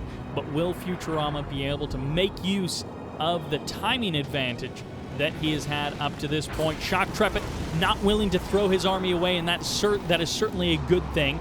He held off on that attack in the south, and, well, he wasn't quite able to make an attack in the north happen either. It was tempting, but with those reinforcements coming in, Futurama almost certainly would have been able to hold that position, and then you would have just lost all of those tanks, and you wouldn't have even completely denied that base. Futurama, somebody has been cleaning up this blue tib. I assume it's Futurama, but I don't actually know that. Ooh, the sell-off of that airfield, and yet there's more and more anti-air going down. Shoktrepet losing so many tanks in the north as the shockwave artillery lands, EMPing so many of those Predators, taking them out of the fight. And good night. There goes the entire support army for this Marv. He doesn't even sell off the Reclamator hub, so there's just nothing inside of this Marv. The army is going to be collapsing in from the north, and I don't think Shoktrepet even has his own shockwave artillery to match the forces of Futurama. He's going to be calling in a sonic emitter, calling in the zone trooper drop squad as well, but a couple of harvesters are going to get eaten up by this army of Futurama. Goodbye, sonic emitter, and the zone troopers will fare a little bit better against the tanks, but the tanks just don't care. They are happy to go toe-to-toe with the harvesters and kill the entire economy of Shoktrepet. Goodbye, harvesters. Every single one, it looks like, is going to get clean, just eliminated from this game. And there goes the chance for Shoktrepet to have a nice and easy comeback from this situation. Although a single mammoth tank sneaks into the base of Futurama and does some big damage to the forces of Futurama, so it's a bit of hit for hit as Futurama loses some of his own harvesters, loses his Marv, and Shoktrepet keeps his own Marv alive without any EMP help. Futurama does still have, I think, more harvesters overall, and he's going to be transitioning back into an airfield. He's going to get himself some hammerheads onto this map, and he's going to drop a second refinery here at his third base. This just got a lot closer, and this is no longer Futurama running away with this game. This is Shoktrepet showing his power, showing how he plays. Second refinery on this third field would be wonderful. This somehow scouting unit is still around at this base. It's getting pretty good vision of the entire thing for Shoktrepet. He's able to keep an eye on exactly what Futurama is doing, and it looks like Shoktrepet has actually 5 harvesters there, a 6th one here. Could maybe sell off some of that anti-air stuff to get some cash back, although at this point it's, you know, a little bit of a tenuous thing since we've seen some hammerheads erupt onto this battlefield already. The Juggernaut finally is going to be able to shut down this foxhole, and the Watchtower as well is going to guarantee the kill. Mammoth tanks are going to be taking a bit of damage here as these zone heads get some kills. Go for... oh, actually, the zone head's barely escaping. Oh man, are you kidding me? Futurama with just barely any HP. He needs to get away from those mammoth tanks, and Shoktrepet is going to take even more damage on his Marv. Oh, that Juggernaut. That was a juicy Juggernaut shot, as it looks like Shockwave Artillery firing off, and that's enough to scare the Marv away. The Juggernauts for Futurama. No, it's an Orca Strike. It's not even Sonic Artillery coming in there. All of the mammoth tanks aren't actually cleaning up those hammerheads, and every single mammoth goes down. The anti-air is considerably lacking here for Shoktrepet, which means these hammerheads jump back in. They do even more damage against the Marv, and Shoktrepet has fallen against the defense of Futurama. Another APC shows up at the front line, but so many of these reinforcements are just getting annihilated by Futurama. Shoktrepet had a chance, and it did not work out. And now the rebuilding process begins, as both of these players have expended enormous amounts in this game, and they don't have much to show for it. But Shoktrepet losing almost every single piece of his army that stepped out onto the field. Even the Husky gets eliminated. Futurama doesn't want to leave the option for Shoktrepet to reclaim that. Little bit of exposed base over there on the right side. Futurama might be able to create a bit of an advantage by killing off that refinery, killing off the power plants as well. And a Firehawk loaded with anti-air missiles finally gets the kill on one of those hammerheads, but the other hammerhead's forced to ground. And the Firehawk will escape, it looks like, barely avoiding those rocket squads. And the Juggernauts continuing to pound away at this Reclamator hub. There's the sell-off. The Zone Trooper jumps inside of that Marv right away, but the Marv taking so much damage right from the gate. Orca Strike coming in once again. It's going to catch one of these harvesters on the deck, does some damage there, but the Marv escapes for the current moment. There isn't a whole lot left on the front line for either player, but Futurama has the mechs. Will it be enough against the rocket squad power of Shoktrepet as he punches out more and more rocket squads from his measly barracks on the front line? The Juggernaut's finally going to be able to get some shots off, and the Marv, has he backed up and bought enough to... Oh, he doesn't have any engineers inside of that Marv, so it's not actually healing up. It's still the same weak Marv from a moment ago. It's now going to be trying to get some more repairs, but this infantry was buying time, but it hasn't really bought enough time. It's not quite the time buying kind of thing that you were hoping. One engineer, a second engineer pops on out. It might be a triple engineer Marv with just one Zone Trooper in there, just to try and keep that Marv alive as long as possible, keep it as a bullet sponge as long as possible. Refinery is about to get eliminated as Futurama marches closer and closer to the front line of Shoktrepet. Shoktrepet is going to try and curve around, but the MCV, the watchtowers, are going to make this infantry play that much more difficult. The Juggernauts are going to keep up the pressure, and goodbye one refinery. The other harvesters literally just standing by, waiting for their turn at the remaining refinery. Firehawks coming in, but only two Firehawks, it looks like, against an MCV isn't going to do much. Oh, man. Shockwave Artillery fires off. He reverse moves into it, and there was no escape. If you drive forward or if you reverse, either way, you are dead in the water, and Shoktrepet's MCV gets eliminated. Game number 1 gets inches closer to Futurama's win. Futurama continuing to press forward. Watchtowers, AP ammo has been activated a long time ago, but AA batteries as well on the front line. And Shoktrepet has been defeated, slowly bleeding to death over the last 5 minutes of this game. That last big assault that he did ended up falling flat against the defense of Futurama, and Futurama just slowly but surely, with his Juggernauts, crushed across the map. Shoktrepet with a bit of an economic advantage, but in the end, less than only 1,000 credits of advantage. Futurama really started catching up, but somewhere in the middle there, Futurama had a nice disadvantage, and Shoktrepet wasn't able to make it happen. So that'll do it for game number 1. Futurama leading the series quite nicely as we head into game number 2. And that sends us into Tiberium Rift, Twisted Rift. In the north, as the red nod, this is Shoktrepet. And in the south, as the cyan nod, of course, this is Futurama. People do seem to be taking this tournament pretty seriously. I mean, it's a mirror-only tournament, but people are not going crazy doing silly stuff or trying to win games quickly. They're playing these out pretty slow and deliberate, and honestly, I'm kind of surprised. I feel like we see more throwaway games in a regular tournament without a mirror rule. I feel like we saw more rash decisions in the championship series than we're seeing in this tournament. It feels like this tournament, everyone is scared to make the wrong move, which is fine, but I'm just kind of surprised that this is the tournament where people are being extra careful. I guess this forced mirror matchup, one of the results of that setup is that people are very, very careful because mirror matchups have that nature of every interaction you're running like a win-loss kind of ratio, and it's so clear to see if two of your bikes kill three of theirs. It's so easy to see that, more so than, you know, pit bulls versus bikes or seeker tanks and gunwalkers versus scorpion tanks and all of that kind of stuff.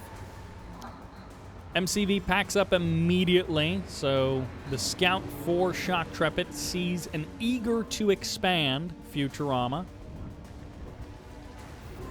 And Shoktrepet getting scouted pretty thoroughly by Futurama in game number 1. The scouting is perhaps a little bit more lax, at least in the first moment. There's the redeploy of the MCV. He wants to shut down this militant squad. Is he even queuing another power plant because of it? I'm not sure what he's queuing there. I thought it was just going to be a shredder turret and then a move on. But he's actually getting something else as well. So that's kind of interesting. There's the MCV in the north for Futurama. What are you doing, Shoktrepet? Hey, there we go. Way on the north side of the field, Shoktrepet decides to drop a second refinery. So this is a big production play. He is looking to pump out a ton of units, but still do a bit of a fake out with the MCV move to the south for an expansion. So, refinery comes down for Futurama. The clock starts ticking. Every moment that goes by, Shoktrepet has fewer and fewer options as Futurama's economy grows bigger and bigger. So, let's see what kind of damage he is able to do early on with his double war factory advantage. It looks like it's going to be lots of bikes and buggies. Oh, he pauses. It's actually just one war factory production right now, which is kind of curious. Normally you do the 2 war factory production thing because you want stuff building from 2 war factories. So he delayed his natural expansion by a good bit to get out that second war factory that quickly. Harvesters getting produced. Big swarm of bikes in the north. They're going to be met by rocket squads and some response bikes from Futurama. Futurama splits his army. He's worried about a 2-pronged attack. He drops a laser turret, and it looks like actually a little patch of like 3 Tiberium crystals all explode. So I guess technically that's a little bit of denied economy, but it'll take a while for that to really manifest as a consequence in this game. And okay. Second refinery is delayed because of the defensive response of Futurama, but maybe Shoktrepet has actually made this work out relatively even. He went pretty big in the harvesters after that bike-buggy swell, and he put on a little bit of pressure. He wasn't able to really do anything with it, but he's still got 6 or 7 bikes here in the south. He's going to be potentially harvesting or harassing the harvesters of Futurama and doing some damage. If he can sneak in there when Futurama isn't looking, then he may actually be able to punch down a couple of harvesters relatively quickly, cut down the economy of Futurama, and maybe this double war factory play will turn out to be the right one overall. But one way or the other, Shoktrepet now has a proper economy on both fields, well saturated. He's pushing in. He's not going to really get anything as the bikes of Futurama do delay the forces of Shoktrepet from doing much at all. One bike does manage to skirt by the defenses of Futurama, but it looks like the Rocket Squads are going to be able to deal with that. There's the Tier 3. The timing has been revealed. And what is that, 15, maybe 20 seconds ahead of the timing of Shoktrepet. So the economy is a little bit delayed, and one of the things that means is that the tech is a little bit faster for Futurama. But honestly, I'm not sure that that's fast enough to make much of a difference. Timing attacks are pretty slim in Kane's Wrath, so I'm not sure that slim of a margin is going to be the decider. Although if it comes down to a big Scorp fight, the laser capacitors could definitely be the decider in that case. There's the Scout. Refinery doesn't get sold off. Tib Chemical Plant is a bit delayed again for Shoktrepet. We'll see if Futurama gets the Scout. A couple of times recently, I feel like we've seen someone deliberately go for a fast chemical plant, and then their goal is to kill off the chemical plant of their opponent. Looks like the radar jamming missile came out from Futurama.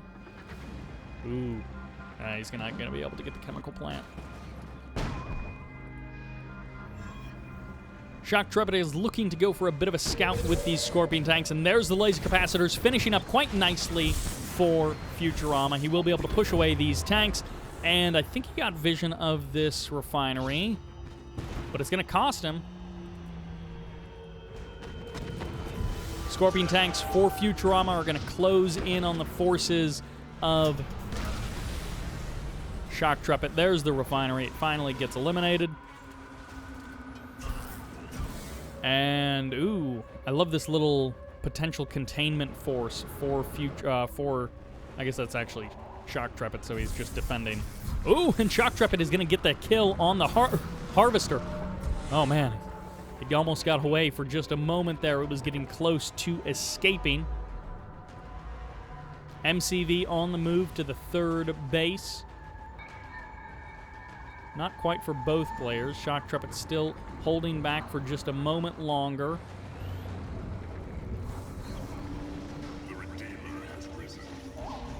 And it looks like the Redeemer out on the field. Rockets and an Engineer. So going for that potential anti-air and also just that little bit of extra anti-vehicle damage rather than going for the burn it down Black Hand. All right, so the third base coming up quite nicely for Futurama, but super delayed by comparison for Shoktrepet. Scouting Venom is going to keep an eye on absolutely everything. He's going to just kind of tag everything as he goes by. And Scorpion tanks in the south. The numbers are on the side of Shoktrepet, I do believe. Futurama is going to try this anyways. I'm not sure who actually got the first shot off, but it looks like the hologram army is going to absorb some of the damage here on the Shoktrepet side. So Futurama will certainly be losing that battle the longer it goes on. But of course, he's got a Rage Gen coming up. He's got a Redeemer on the way. All right, the Redeemer is almost out for Shoktrepet. His own hand of nod here.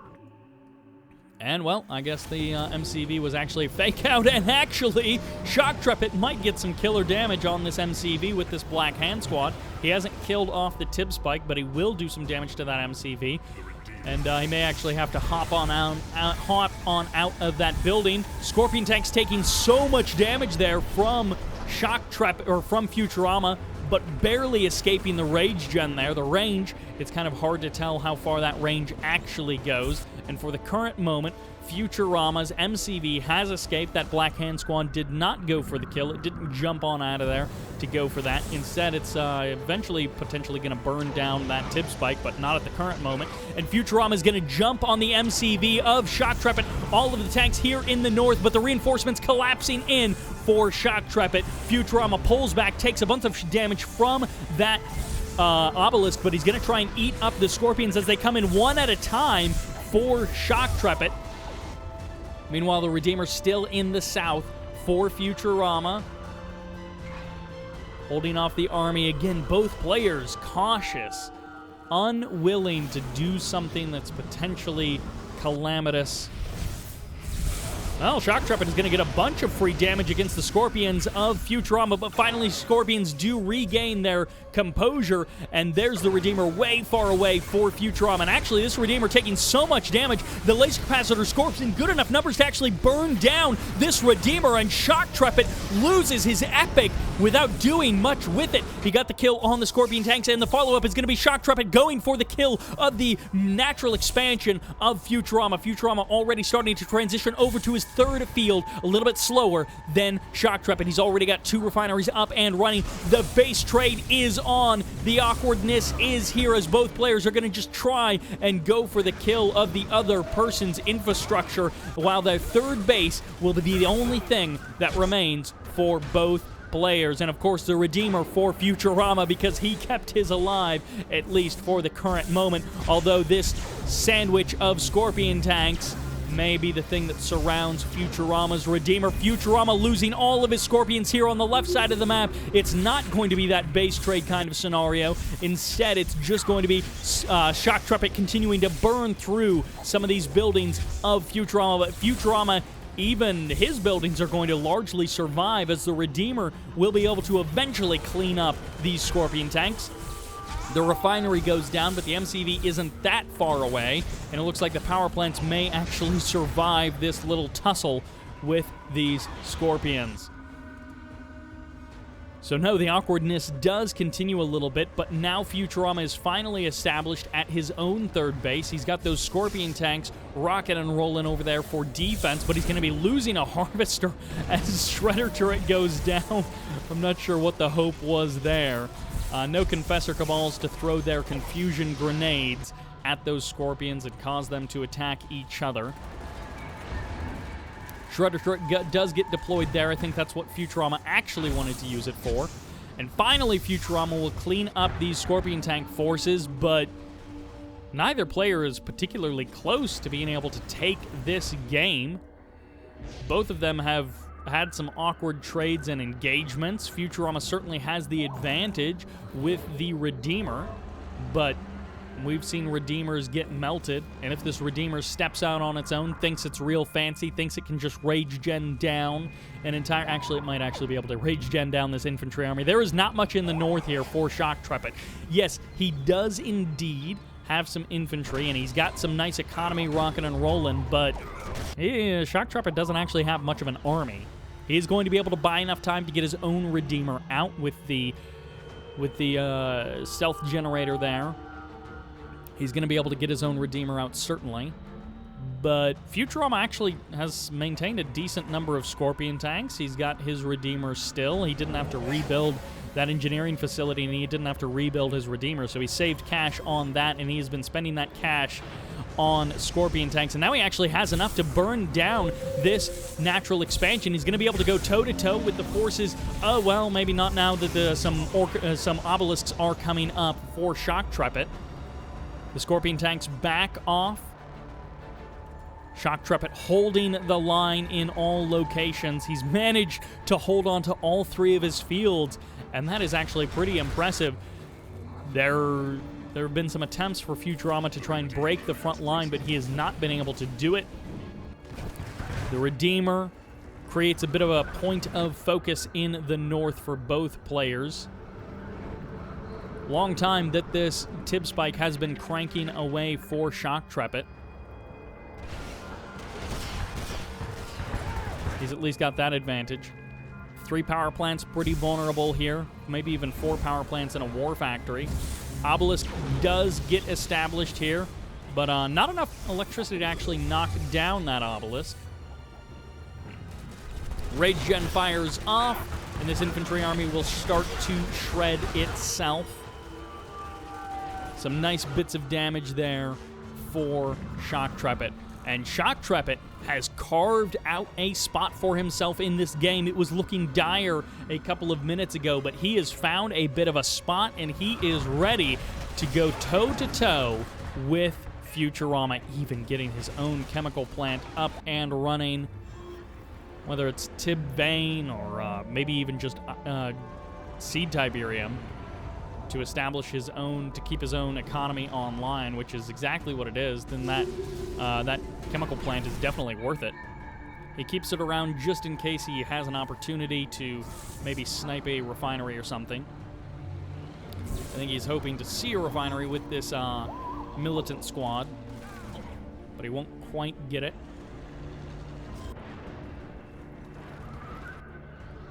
All right, the Redeemer and the Scorps in the south. Going to be potentially...